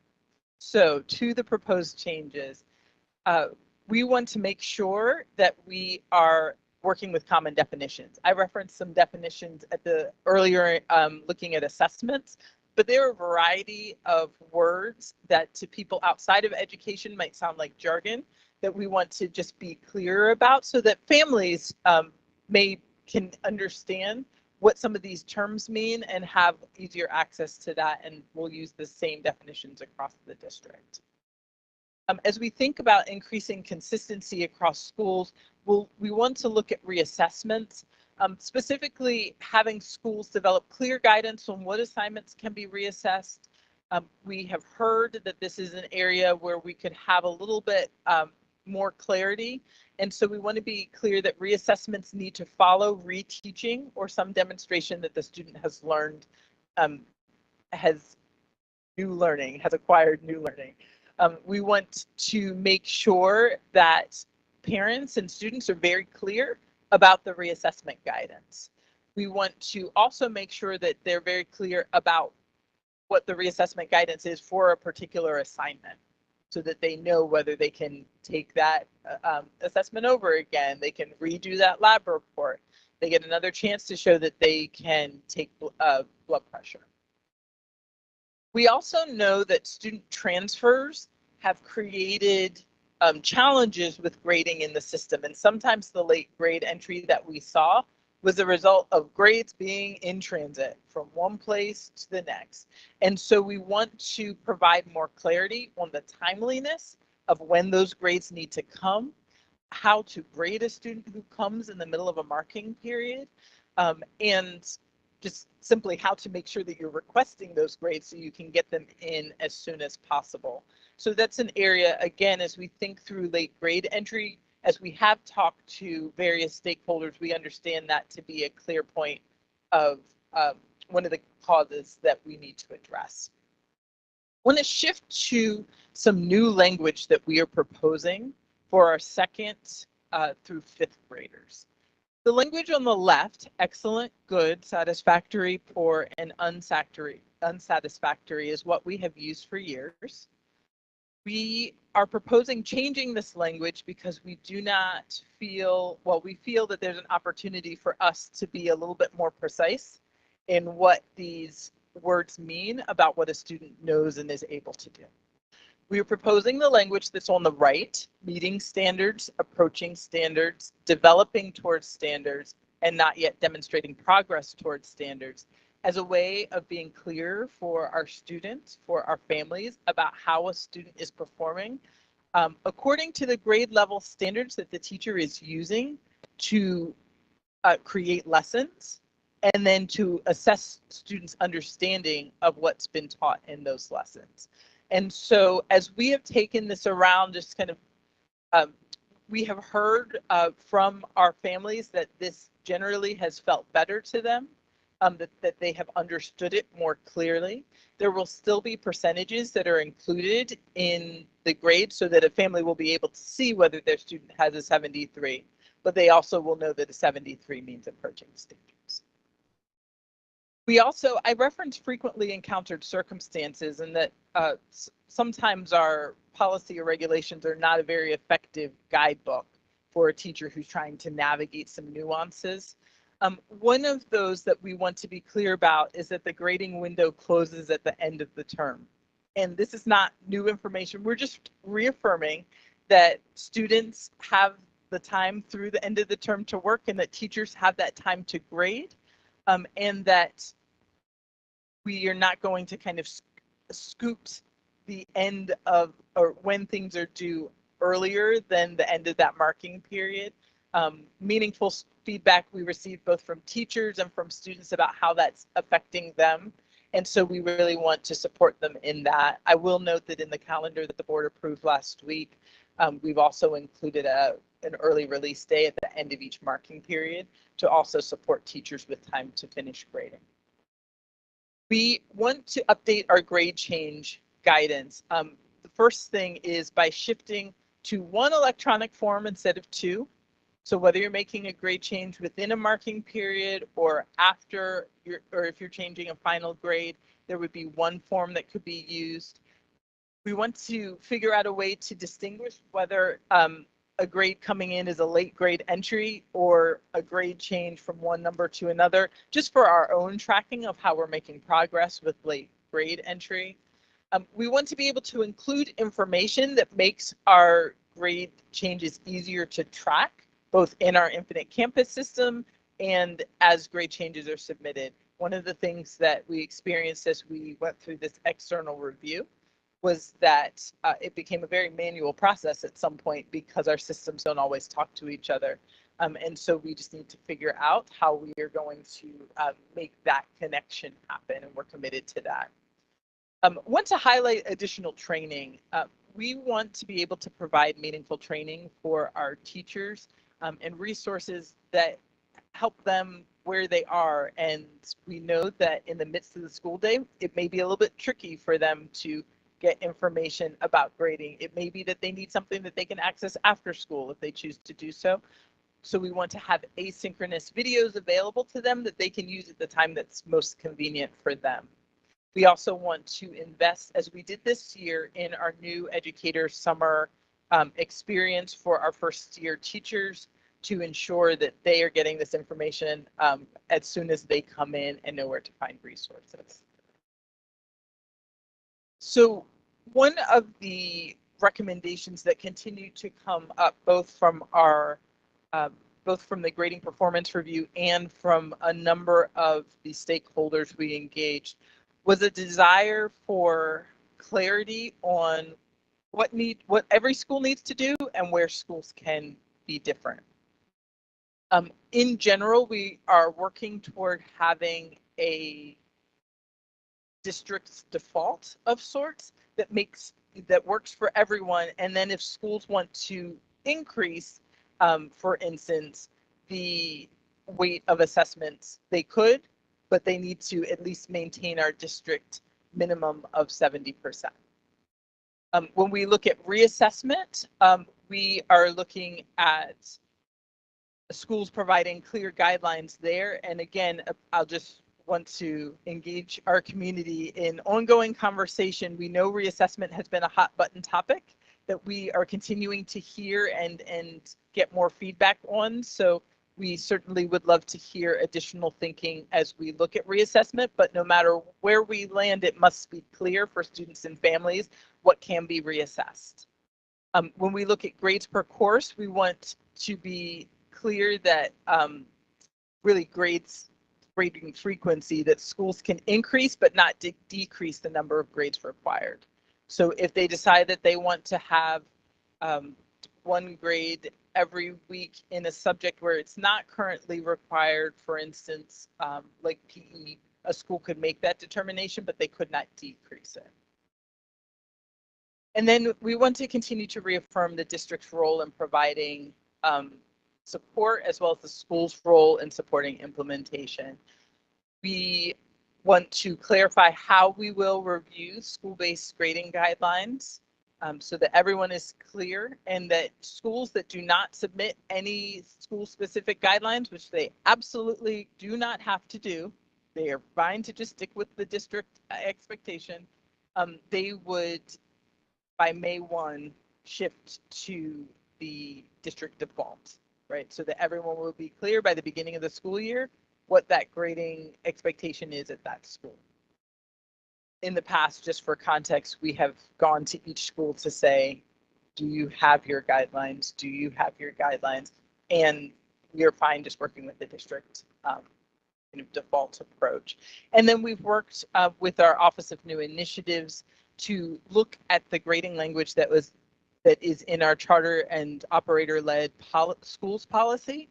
And we've brought some of that language into our grading policy, so it is all in one place. And we've been more specific about where charters have autonomy, recognizing that they too are welcome to use the district's grading policy as their default as well.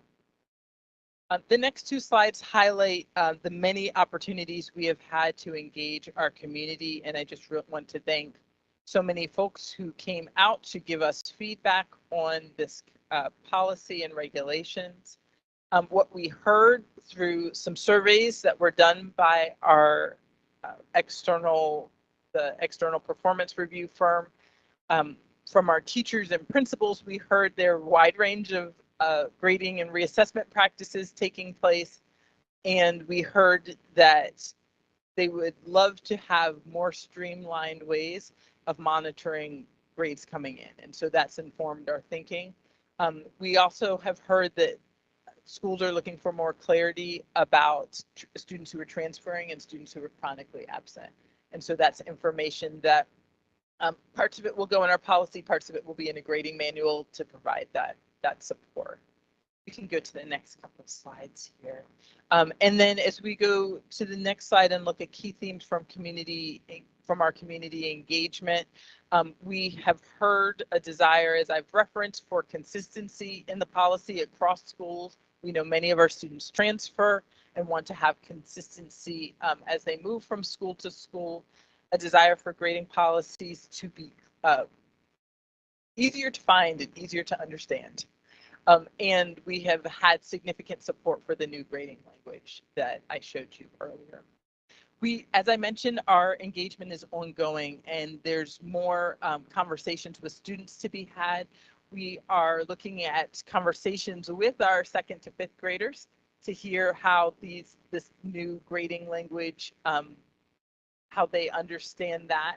We also are creating a video to be disseminated through our student government associations to different high schools with a survey link where they'll be able to give us feedback that way. Same approach actually with our teachers, and we will be sending out this week a video that will allow our teachers to give additional feedback in addition to the surveys they provided in January. We are working with Mr. Perry, who we saw earlier, to get additional time with our school leaders.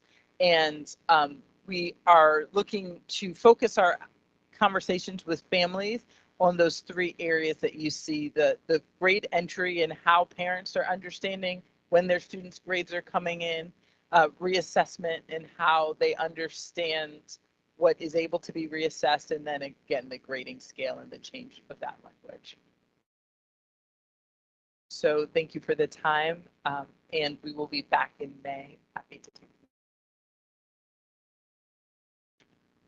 Thank you very much, Dr. Pfeiffer. I see a few commissioners who would like to chime in as well. So I appreciate your work and the work of the team with this. I know the board appreciates this. I know we've had several stakeholders, right, engage, not only with you all, but with us around the policy. I know that Commissioner Lawson spent some time as well with his peers, but also with himself, right, going through this. I just have a couple of thoughts. When we think of formative assessments, right, we're thinking of that could look a lot of different ways, right? I can formatively assess a student in conversation. As I'm pacing my classroom, there are certain look fors that I'm looking for to see if students are making progress toward mastery of the objective. I think the language of formative assessment versus summative assessment, I'm throwing out something, right, as a thought.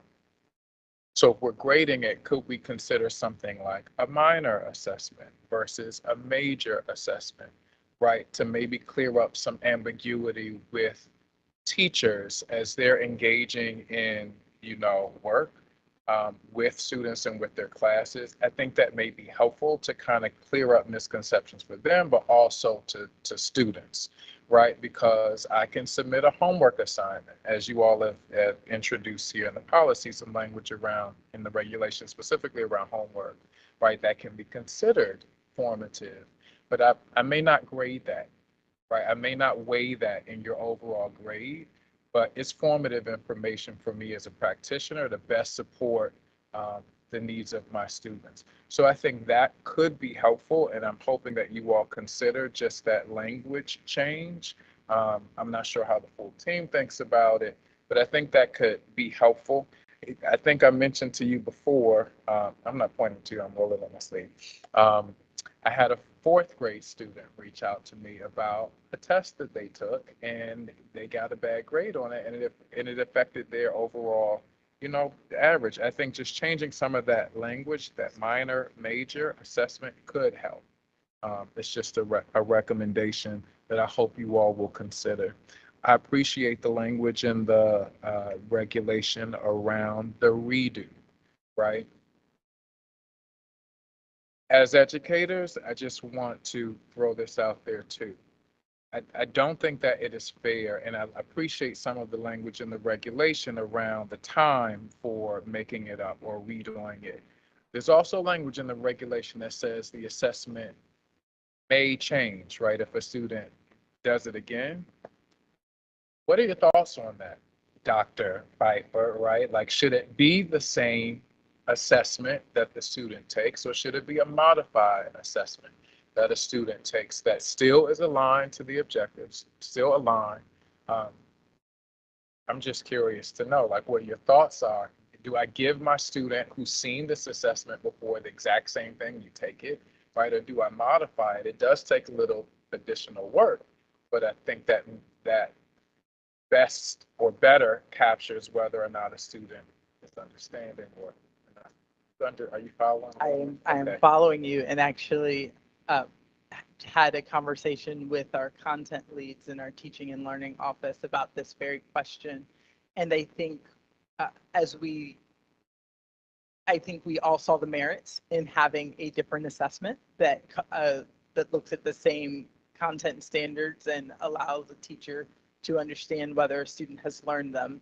I think part of our conversation was, what is the support that we might be able to provide? Because our intent is not to create an undue burden for our teachers as we're thinking through how they are going through this practice of reassessment. And so I think there will probably be a little bit of work and support that we're able to provide at the district level, and some that we're asking of our teachers to be able to serve our students well in that way. I appreciate that, but respectfully, I think it's important that, I mean, if there is additional work that may need to be done to reassess a student, in all fairness, I think we should consider that in reassessing a student's mastery. So yeah, maybe a little additional work that may need to be done, but also within the policy, there are multiple ways to assess, right? And you were clear about that, right? So it does not necessarily have to be in the same form. But I think in fairness for students, as we're looking to improve outcomes for them and, you know, just to help them progress better, I think that's a consideration. I appreciate that. But I think as practitioners and as folks who are committed to the betterment of our children, I think that little extra work could be beneficial for the student overall. And then I just, two more brief things, because I know that there are other commissioners. But I see the pluses and the minuses after the letters. What is the reasoning for that? Why aren't we just doing the A, the B, the C, D? Why do we have, because there are a couple of places within the regulation. I think I'm on page 13 in the regulation. And it's the calculation of grade point average. I believe this is for grade 6 through 12. Right, we have the standard, the honors, and then we have dual enrollment, IB, and the AP. All of the 90 and above, it's all weighed the same. All of the 80 and above, it's all weighed the same. So I'm curious to know, why do we still see the pluses, the regulars, standalone, and then the minuses? It's a small thing, it's technical, but if we're looking at the policy, let's talk about it. Absolutely, I appreciate that. We have discussed that. The initial intent was to be able to provide some distinction for our students as they were, looking at their progress as measured by grades. And I will note, we looked at the range of things we were reopening in this policy, and frankly made a call that we weren't going to address that right at this time. But I appreciate we had a discussion about it. Happy to reopen it and take a look while we're looking at this policy. I appreciate the distinction, what you mentioned. I also think it aligns to some of the language in those earlier grades where we had the excellent, the good, the poor versus meeting standards or approaching standards. I think there's alignment there. It's a question, I just think while we have it, let's talk about it. I don't think it's necessary. I think the standalone grade is fine. If you all in the team of experts think that's fine, open to the rest of the board to hear what they think as well. And then finally, I just am bringing up feedback that teachers provide to students on the assignments that they do. Is it appropriate for us to specify what that feedback requirement is, right? If I'm doing an assignment, do I just give you a letter grade, or are we able to, is it appropriate in the regulation or in the policy to just specify something about the feedback that teachers are required to provide to students to help them monitor their own progress and to meet the expectations or exceed the expectations? I think if we just look at, I get an assignment and you see a letter grade on it without any type of feedback, I don't think that is always helpful. Yeah, it can speak to maybe achievement. I did this, I got everything right, but what can I improve upon? And if I get a poor grade, how can I improve upon that? And so I'm just wondering if there's a way, if it is appropriate, to specify some of that language in some way, shape, or form in the regulation, and your thoughts on that. So I think that we can definitely take a look at the regulation. What I can say much more confidently right now at this moment is that the manual will be a wonderful place for us to include examples of best practice. Gotcha. And so part of what we're developing is, here's the district's minimum requirement for grading frequency. here is what would be useful to a student to be able to understand how they're progressing along the way. And I think there's some opportunity that we have to be able to really highlight best practices as we are enhancing our training for our teachers. Got it.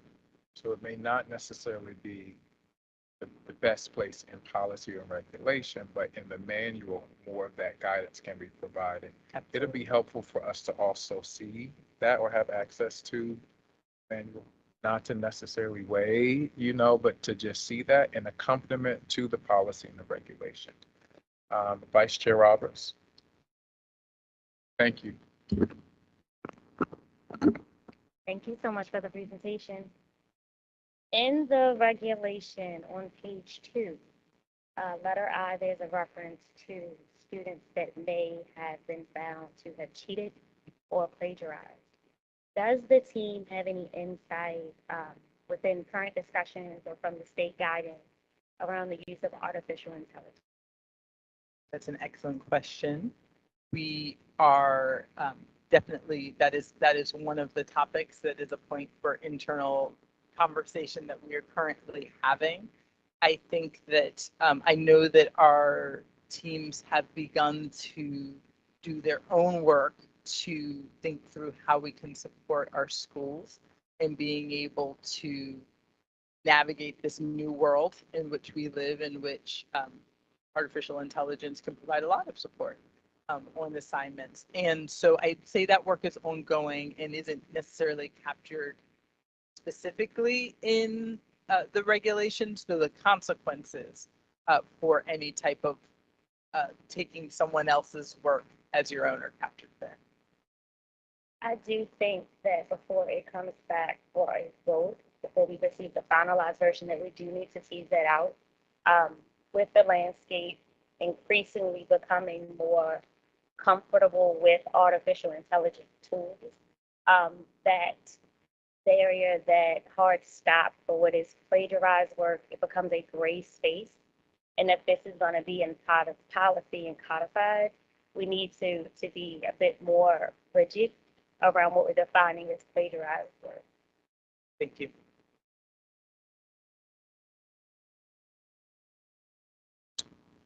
I see Commissioner Slater-Harrington, Commissioner Esposito, and then Sally. Good evening, Dr. Pfeiffer. I always enjoy your presentations. Thank you so much for the thought that has gone into this process, and I can appreciate it balancing. One, really promoting a atmosphere or a district that is learning. And with the real life burdens that teachers carry and having to do that job. Teachers who want to do the best job that they can and are really putting a lot of effort in, but you have to balance all of those things. And so I do appreciate the thought that's going in to this. I was just whispering to Commissioner Lawson and just wanted to amplify something that Vice Chair Roberts said around AI, and that I think that I too want to see that when it comes back, reference, a nod that yes, we're aware of this. Students are using it. It is a tool. And rather than whispering like, hey, don't tell nobody I use this. Recognizing like, okay, this is happening. And it should be acknowledged in our grading policy. This may be an antiquated notion, just around norming. Whether from a content, so all your ELA teachers in the building are getting together, or what's needed, I guess, for math, social studies, science, but how we're norming our grades. Listen, my daughter, she talks about rigor. I talked about, I said to Lisa's about this, about rigor. And she knows when teachers are not reading or grading her assignments, and she knows the nuanced difference between how teachers are evaluating. One of the things that was most helpful to me as a former educator is sitting in the room with veteran teachers and other teachers on my team and having it normed. Having us all sit there grading assignments and seeing how we're coming up and processing against rubrics. Because there still is some ability, right? And so I wondered in the regulation or in the manual how we're supporting teachers around norming that, and we're bringing parents along with that process. And this could be something that does not need to be addressed here. It just made me think about as well. You said attendance is not part of our grading, but participation is. And how we are clarifying that for parents and students. And there's no ability to make up a participation grade, or is there? And is that a gray area? And for the other gray areas that were acknowledged, how are we monitoring those for trends to see if for future refinement and professional development? So that was a lot in a little. I appreciate those comments, and even since submitting this presentation to you, we've had additional robust conversations about participation. We also have heard at our student policy forum, we heard from students about where they see norming taking place with grading and where they don't. And so that came up from our students as well, and I appreciate you raising that up. This.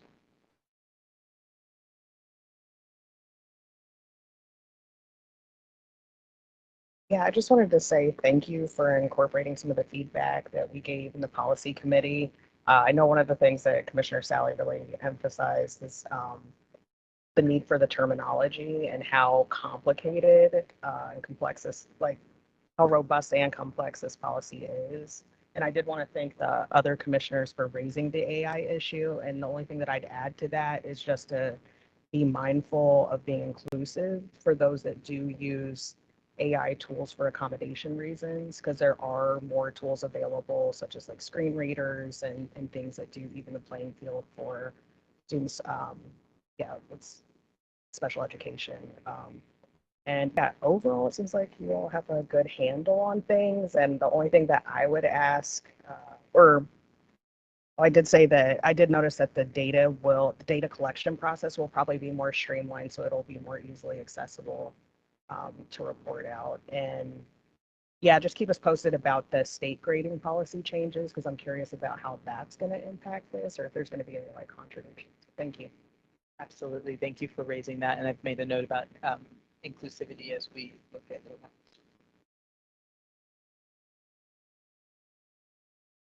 Thank you so much. My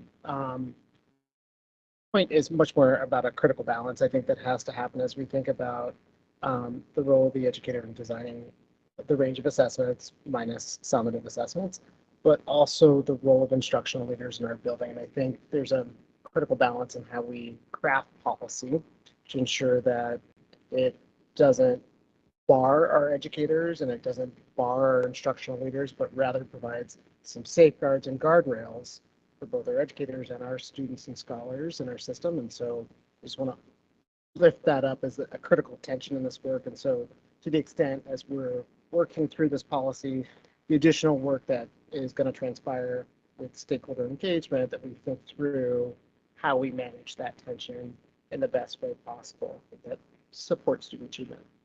Thank you. Any additional? Thank you, Dr. Pfeiffer. And thank you for listening to the concerns around the transfer and the consistency between gradings. That's something that I heard. Excuse me if I missed this in the presentation, but I heard you say a reasonable amount of time to like make up an assignment. Will that be like defined? Will there be a number of days? I was just interested in a reasonable amount of time. Thank you for asking that.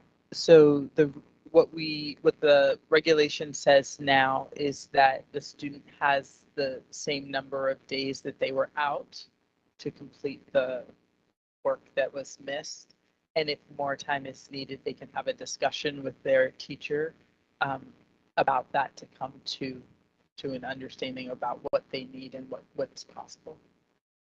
So if a student is out an extended illness for 16 school days, they would have 16 school days with which to make up that work. And if they're still not feeling well and they're on the mend, right, and they actually need more than that 16 days, they could go to their teacher and have a discussion about how much more time they would need and come to a conclusion.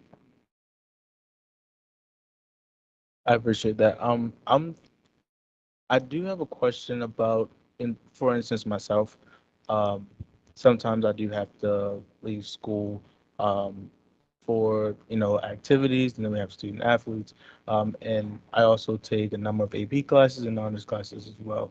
But if I'm only out for one day, and we have an extended amount of work, and I'm only given one day to catch up on top of the work that I missed, do you think a set amount of days first, and then if I'm out for one day, then you have 3 days to make up an assignment, and then if you're out an extended amount of time, then you'll have the number of days that you were out to make up the assignment. Do you think that would be reasonable, or what's the best practices, or what does other districts do in that scenario? I really appreciate your question, because this is actually one of those areas, like Commissioner Sally mentioned, where really the school, both the teacher, conversation between the teacher and the student and the school leader as needed, really provides a better response, I think, than anything that the district office would try and do blanketly across all schools.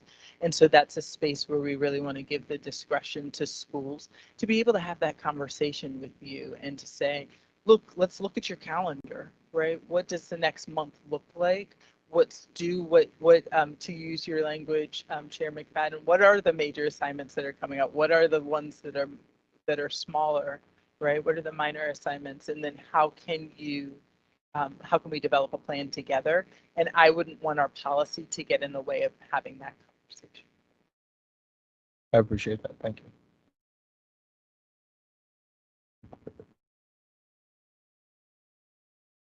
Sorry about that. I had a real quick question. It's basically philosophical, because there are two areas in grading, and that is one, accomplishment. We look at various standards that have to be met. But then there's the other area of grading, which is growth. And your policy, as I read here, is it balanced in there for growth assessment versus accomplishment assessment? In certain areas, in certain curriculum, you're looking for the amount of growth. Certain things are very hard to say you have to accomplish X, Y, and Z. But certain aspects of it are, like I said, it's measurement of growth, and that's an individualistic sort of situation, whereas a student may have grown this much, and so therefore they have accomplished a lot within the area of their achievement. And so there's a balance there that has to be crucial. So I appreciate that question. I think what we are trying to do is multifold, right? I think we want to be increasingly clear about the grade level standard that we want our students to be able to achieve. And so we know that, the hard work our teachers are putting in is to help instruct, provide instruction that will support students to that. I think the other piece that we want to do is to encourage ongoing student learning. And the intent of the reassessment policy is to be able to say, we want to encourage your learning by saying that the one time you took that assessment, gave that speech, whatever it was, right, doesn't need to be the end of your learning. And so we want to give you time with the teacher to be able to shore up skills that you maybe don't have full command of yet, or maybe to learn content that you didn't get the first time around. And so the growth aspect of it is that we want to invest in your continued learning, right, as you're progressing. And to note, we want to give you credit for that learning by changing your grade as you can demonstrate the learning that you've acquired along the way from the reteaching. And so I don't anticipate that we'll have a growth measure per se, right? But I do think that what a student will experience is that their growth is captured in the updated grades as they learn, assess, reassess, or relearn and reassess and see a higher grade in the process. While I understand that there is an aspect, and like I said, when I say growth, I mean an individualistic growth, okay? And as somebody who grades on a daily basis, you know, I see that XYZ student has made huge jumps, right? And so therefore, I have to give them credit for their accomplishment, even though they approach a standard. They may not meet the full standard and have the opportunity in the future to meet it. But you have to, you know, credit where credit is due, the amount of work that they poured into accomplishing that growth. That's called equity, in my mind. You know, equity is saying that, you know, you have really taken great strides on a personal level to reach the level that you reached. I think that's important to balance. I know that we look at measurements and say, okay, you're 6 foot tall, you're 5 foot tall, but maybe that's where you need to be, you know, at that point in your development. Yeah. I Commissioner, I appreciate you raising that. I think some of it goes back to what you mentioned earlier in that manual, and then also how we were just chatting about feedback as well, right? The feedback that a teacher is able to provide to a student to let them know that, hey, you may not be meeting the standard, but you should know what the standard is, right? You should know what success criteria is. But then how, as an educator, as a practitioner, can I provide that informative information that will then support a student? Because we have goals, rigorous goals to meet, right? And so while we want to see progress, it's important that our students are able to meet standards. And I think some of what you're saying aligns to more of that manual that is being updated. I think that's where your thinking lies, if that makes sense. Okay. Thank you. Thank you, Dr. Pfeiffer. Thank you to your team. And we look forward to, and as always, commissioners, please, you know, if there are questions or thoughts, please send them in so that the team can incorporate that information into the second reader. Thank you very much.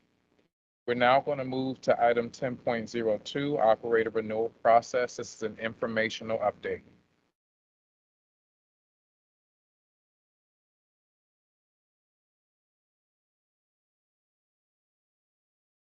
Good evening, commissioners. I'm Angela Alvarez, Senior Executive Director of the Office of New Initiatives. I have some colleagues joining me. Good evening. My name is Trevor Roberts. I'm a specialist in the Office of New Initiatives. Good evening, all. Teresa Jones, Chief Achievement and Accountability Officer for Baltimore City Public Schools. All right, and so we're here tonight to kind of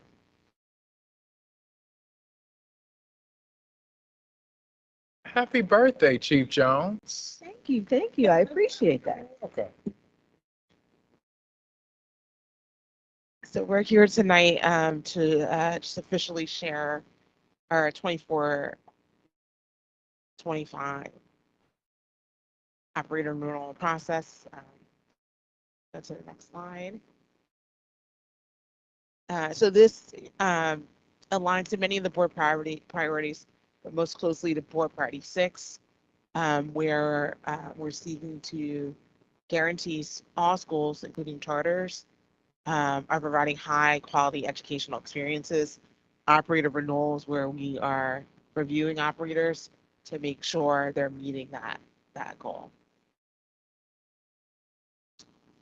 The process that we have been using was originally developed in 2012, so about 14 years ago, with a group of stakeholders. So there's been a lot of stability. And as we go through tonight with Trevor and Chief Jones, you'll see that there are certain things that we always look at. There may be some nuance in the weights. There may be some nuance in assessments, but there are certain kind of key criteria that we continue to look at across that period of time. And that aligns with our some of our ideals around renewal, that there are some consistent metrics that operators can understand how they're going to be looked at in the future. There's some clarity around those key things. We can do debriefing processes with stakeholders. That's going to look different this year. As you'll see, we have a large number of schools that are up for renewal. And so actually had to begin the process while you guys were voting on schools that were going through the process. So we had one set starting before we finish with the other set, which is not our norm. And so that will look different. And so we try to have narrow focus changes. And this year we decided to loosely, have one tiny area of change, keep it consistent with the process we utilized last year. And so there are 18 schools that are up for renewal. So I'm going to turn it over to Trevor. So schools go through the renewal process either every 3, 5, or 8 years, depending on the term of their contracts. And in renewal, we look at a variety of different measures. It's not just a straight look at hard quantitative data. We try to take a holistic view of schools. So we rely, in addition to data, on site visits, stakeholder focus groups, surveys, and the evidence that schools provide in their renewal applications of what they're doing to warrant renewal of their contracts. The renewal rubric is aligned to the Charter and Operator-Led Schools Policy, IHBJ, and the rubric is split up into 3 main areas: student achievement, which has 50% of the weight of the entire rubric, school climate, and financial management and governance. As Angela mentioned, we do have a number of schools going through this year. I'm not going to go through all of these, but there are 18 schools, and this is just the first slide of the list of schools. So we can see these schools, and then on to the next slide. This represents more than half of our operator-led schools in the district. And because of this large number of schools, we did start the process earlier than usual. So we had an orientation for schools going through renewal in January. During the winter and now into the spring, we were doing preliminary work, including special education site visits. The 5 essential survey was administered, and we're currently doing school effectiveness reviews, which are another site visit that looks at school practices that I'll talk about a little more later. Over the summer, schools will be working on their renewal applications. To assist them with that, we will be providing them with data tables that will have a lot of the data that they will use as evidence in their applications. Applications are due in early September. That kicks off our review process. The review process is a multi-level review that starts with the Charter and Operator-Led Schools Advisory Board. They do the initial review of applications and make a recommendation to the CEO. The CEO then does her own administrative review of the applications and makes recommendations to the board, which will be coming in November. After the recommendations, there will be an operator work session, which is the opportunity for school operators to get up in front of the board, present on their programs, and take any questions that you may have for them. And the vote on the recommendations will be happening in January. So I want to start going over the academic section rubrics. The first three metrics that we look at in academics are for state assessments. We are going to look at that a little more in depth in just a moment, so I'm not going to talk too much about that, but we do look at absolute performance, trend, and growth.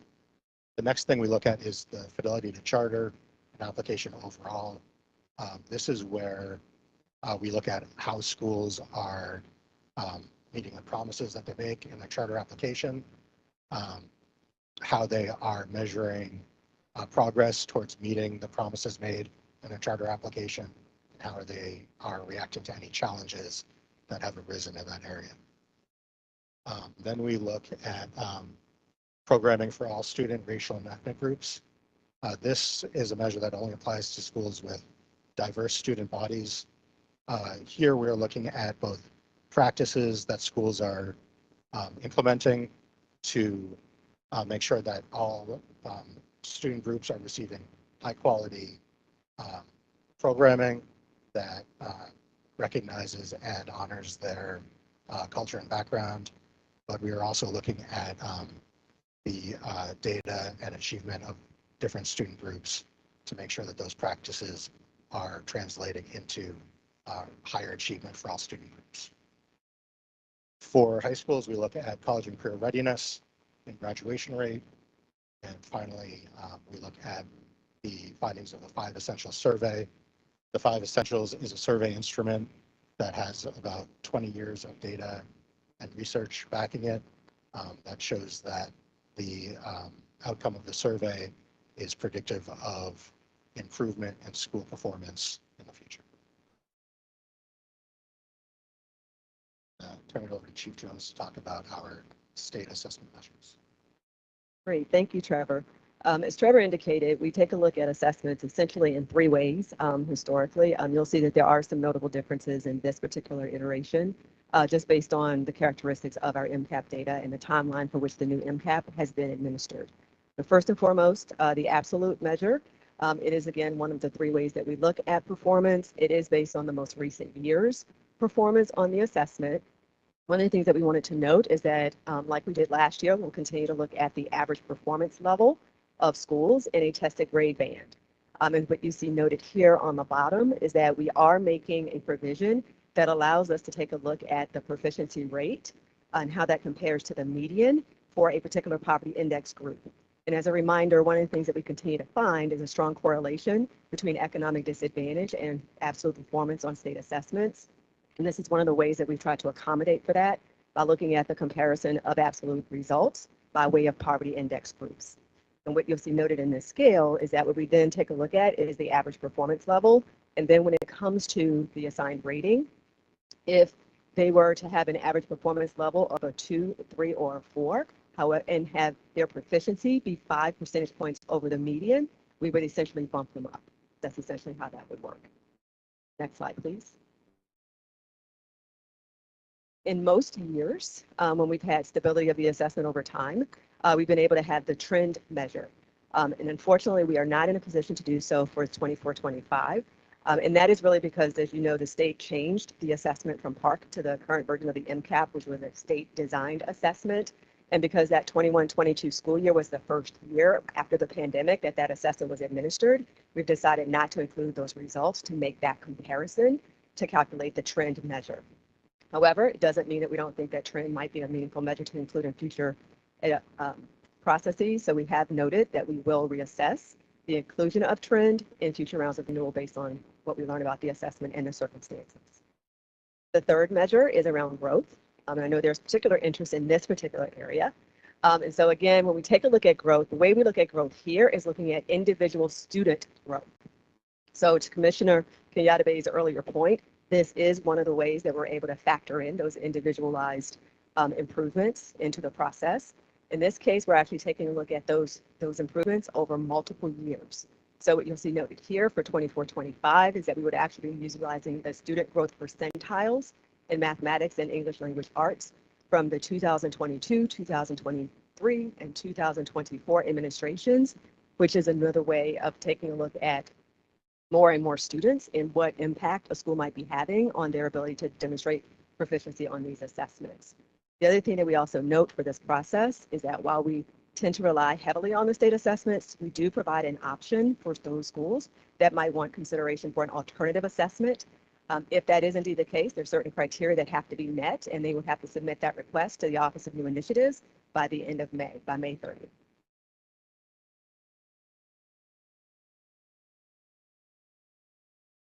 So moving into the climate section of the rubric, our first three measures in climate are from the school effectiveness review. The school effectiveness review is a 2.5-day site visit that uses classroom observations, stakeholder focus groups, and document review to get a deep look at schools' practices. So in that school effectiveness review, we use talented people, vision and engagement, and highly effective instruction in the climate section. Then we look at family satisfaction survey results. We look at cohort retention, which is a measure that looks at the percentage of students who remain at a school at least 2 years after entry. For student attendance and chronic absence and suspensions for those two metrics, those are looking at both data and school practices to not just see how schools are performing in those areas, but how they are achieving that performance and encouraging students to come to school every day and to have good behavioral practices.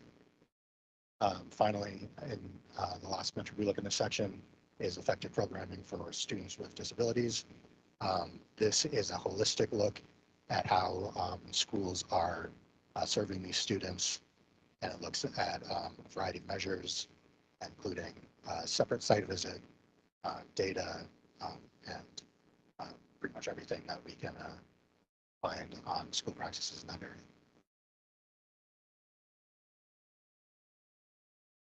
Moving on to the last section of the rubric, it's financial management and governance.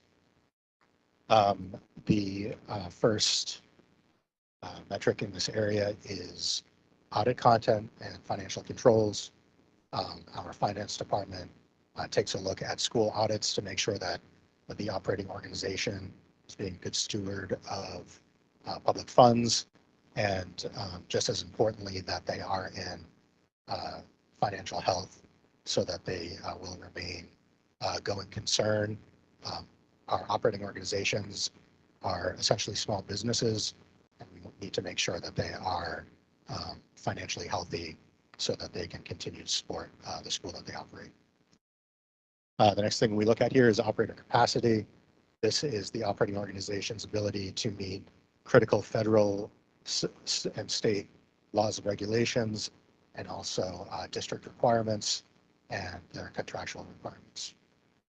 And finally, we look at another SER measure here, strategic leadership. How is the operating organization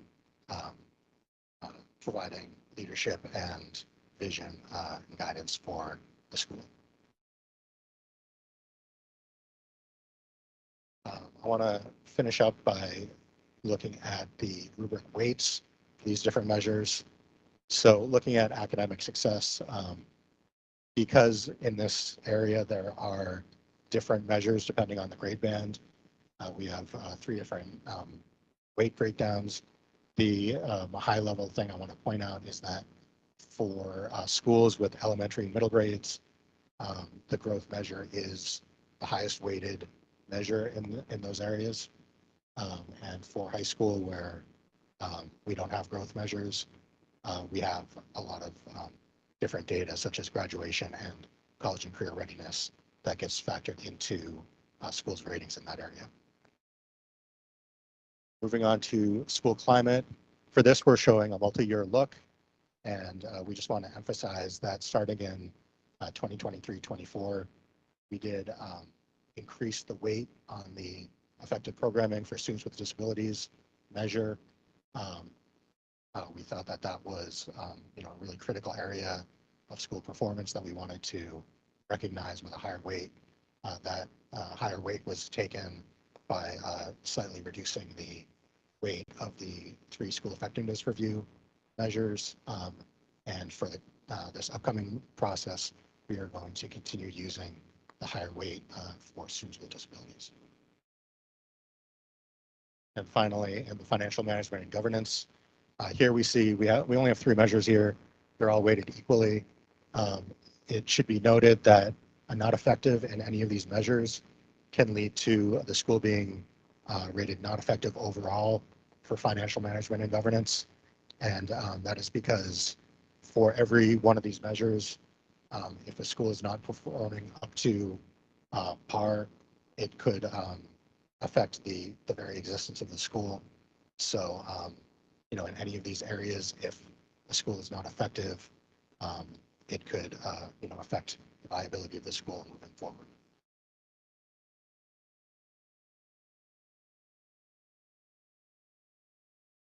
Questions? I'll open the floor for questions. Commissioner Koya, your hand, please. Yeah, I do have one question and a request, and this might be as much to our own board office and board leadership as much to you all. As it relates to the number of schools and the process next year, is it possible to have dedicated meetings for this in the calendar? I just can only imagine trying to do these in regular board meetings while we have other items to cover. I don't know what time we'll end board meetings those evenings, and just don't want to not give other things the time that they also need. Yeah, so we definitely for the work session have requested 2 dates. They need to occur one after the other so that there's not some unfair, this community had an extra week kind of prepare for that. But in our board date requests that we're currently working on on our side of the house, we are requesting 2 dates for that. I think that push is good. You may need to consider, do we need to break up the recommendations? That usually is also a long night, but it's the hearings that can be the longest. So we sort of thought ahead about that. So you'll see that in the board calendar request. Well, and I certainly do recall in prior years that we have had meetings just for some of those hearings, but I'm also referencing trying to do some of the work on these in regular board meetings. Just feels like it is a recipe for a really long night and not giving other things the attention that they also deserve. Yeah, and just to make sure I'm understanding exactly what you're saying, you want us to consider doing the presentation of the recommendations and potentially the vote on a special night rather than a regular meeting. I mean, given the volume of this, it might need to be anything that relates to these 18 processes, like these 18 schools for review, might need to just have a dedicated meeting. Otherwise, I just don't know how we manage that. It's a good, let's note it and we'll follow up on that. Absolutely.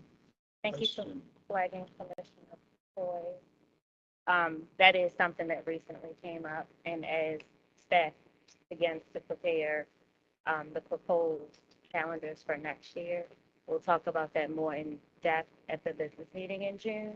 But I agree with you that that should be an isolated meeting in totality, even if it needs to be a special meeting, because 18 is record setting.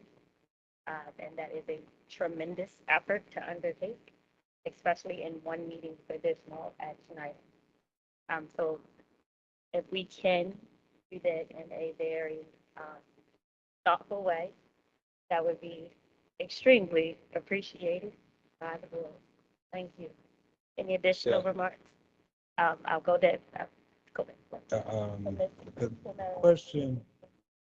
The question I just really have is a concern for the unit here, because with 18 capacity and your timeline, do you feel as though your unit has the capacity to cover 18 in this, because it's like there's a snowball to come in flying in the window, so what's going on here as far as capacity? Yeah, it's going to be tight, but we definitely can do it. We've done it before. Actually, it's the first time that we've had 18 schools up for renewal. So, But after action reports, you've done it before, so done it before. what problem did you run into when you did it before, or what successes did you get at this capacity, at this weight of coming in at you? Or do you feel as though this is a lot to pick up at one time? It's a lot, but it's doable. I think we did it before. There was no issues with process or the reporting, and so we intend to deliver again. So we're prepared. Thus, we started earlier. We're doing pre-work. We maintain consistency to help with that. I think we'll be fine. And I think, done some process improvements in the first time that we had that number of schools was like when I was a specialist in 09. It was my first renewal. It was like 18 schools. But one of the things we have done today is like in the data tables that OAA provides, it comes with some reading. So that really kind of helps with some of the efficacy. Chief Jones' team has also done a lot of thoughtful work around how we present the data and those pieces that I think also helps with having more clarity. It is, a big undertaking. It's going to take a lot of work, but I have faith that we'll deliver. Thank you, Commissioner Sally, then Commissioner Esposito. Very briefly, yep, sorry. I appreciate just the thoughtful, hard work that goes into this, but as we're considering that format, we're thinking about how to streamline where necessary so that, we can move through this in a really good pace. Well, I think the entire committee will appreciate that in terms of being able to move through the process. So looking forward to it. Yes, we can be verbose, so we'll work on it. I think there's the history is really great, and I think it's really important to set the foundation and making sure we walk through the process. But I think there's ways in which we might consider making sure that people have access to that information through the process. Commissioner Esposito. Yeah, I was wondering what the time period would be, like if you all know already what the time period would be between the community notification and then the actual hearing. Because I guess from what I saw last time is that there's outreach that has to happen from the school to folks and giving them information on how to plug in and how to submit any type of public comment. And I want to make sure that there's enough time for that process. The process officially starts in November, but schools who have gone through this process before will have a strong sense of kind of where they are, just based on the preliminary report. So schools get a preliminary report in October, and so that'll have all of the ratings. It won't have the recommendation yet that gets officially announced in November. They'll have a good sense of what the recommendation is just based on those ratings. So can begin to sort of be planned. And there's meetings we do with schools to sort of prepare for that process. And the work session, it happens in the month of December. So it's usually a good chunk of time in between scheduling. Close to a month. Between the official announcement and when that work session. So close. Might not be exactly, but pretty close. Thank you.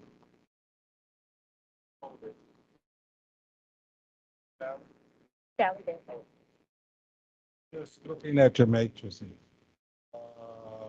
as I look at them, I'm looking at, especially in the climate area, when I look at that, I'm looking at a fix on the family survey.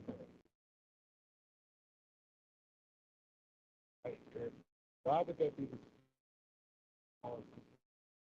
And that's the first question. The second question, and because I'm one. As I look at the matrix for the financial management, and you have 33 all the way across the board, 33.3. Isn't strategic leadership more of a maybe a judgment and subjective judgment? Those are my two questions in your matrix as I look at it. Yeah, I'll start, and I don't know if Chief Jones wants to jump in. But for the survey, some of that is historical in terms of how we look at that. There are kind of three survey components, so you kind of have to think about, and they're now divided into two sections once we move to the 5 essentials because of the predictive nature of 5 essentials around academics. We consider that in the academic section. And so that survey is a survey of teachers and students, so you think about them as pieces coming together. That's how stakeholder feedback. It's not the only stakeholder feedback, so I guess that's the other thing I want to emphasize.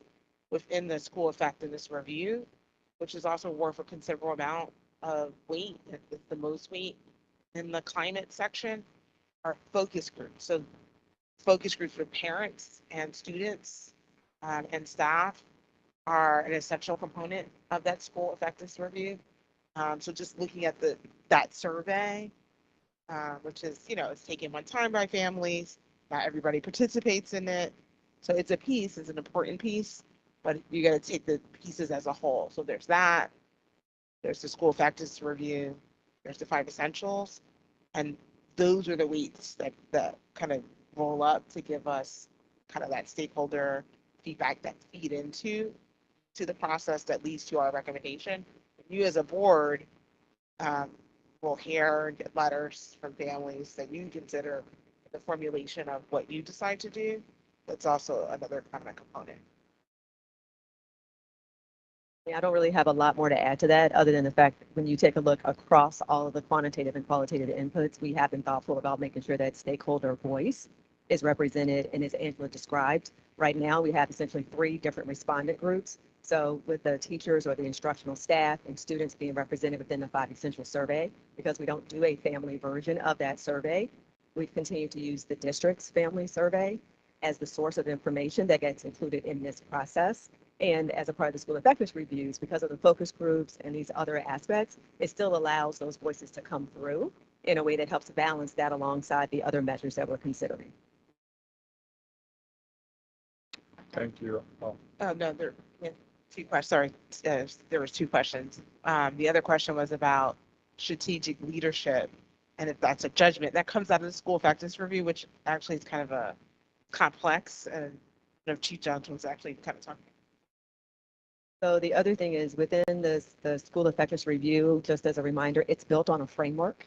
And as a part of that framework, there are key domains that are represented when we take a look at what strategic leadership is, how it's determined. So it is those, again, multiple sources of inputs. Classroom observations clearly don't play a role there, but when we take a look at the focus groups, the site visit, in terms of the documentation review, those things help us understand what's happening from that leadership perspective.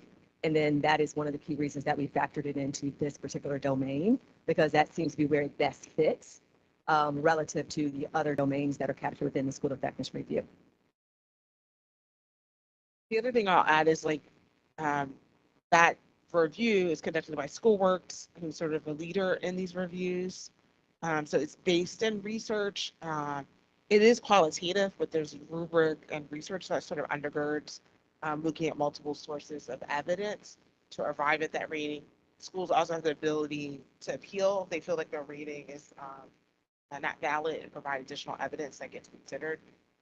So we have a lot of faith in those ratings because it's a pretty rigorous process. It's not sort of like a one-off thing. That's a strong basis behind it.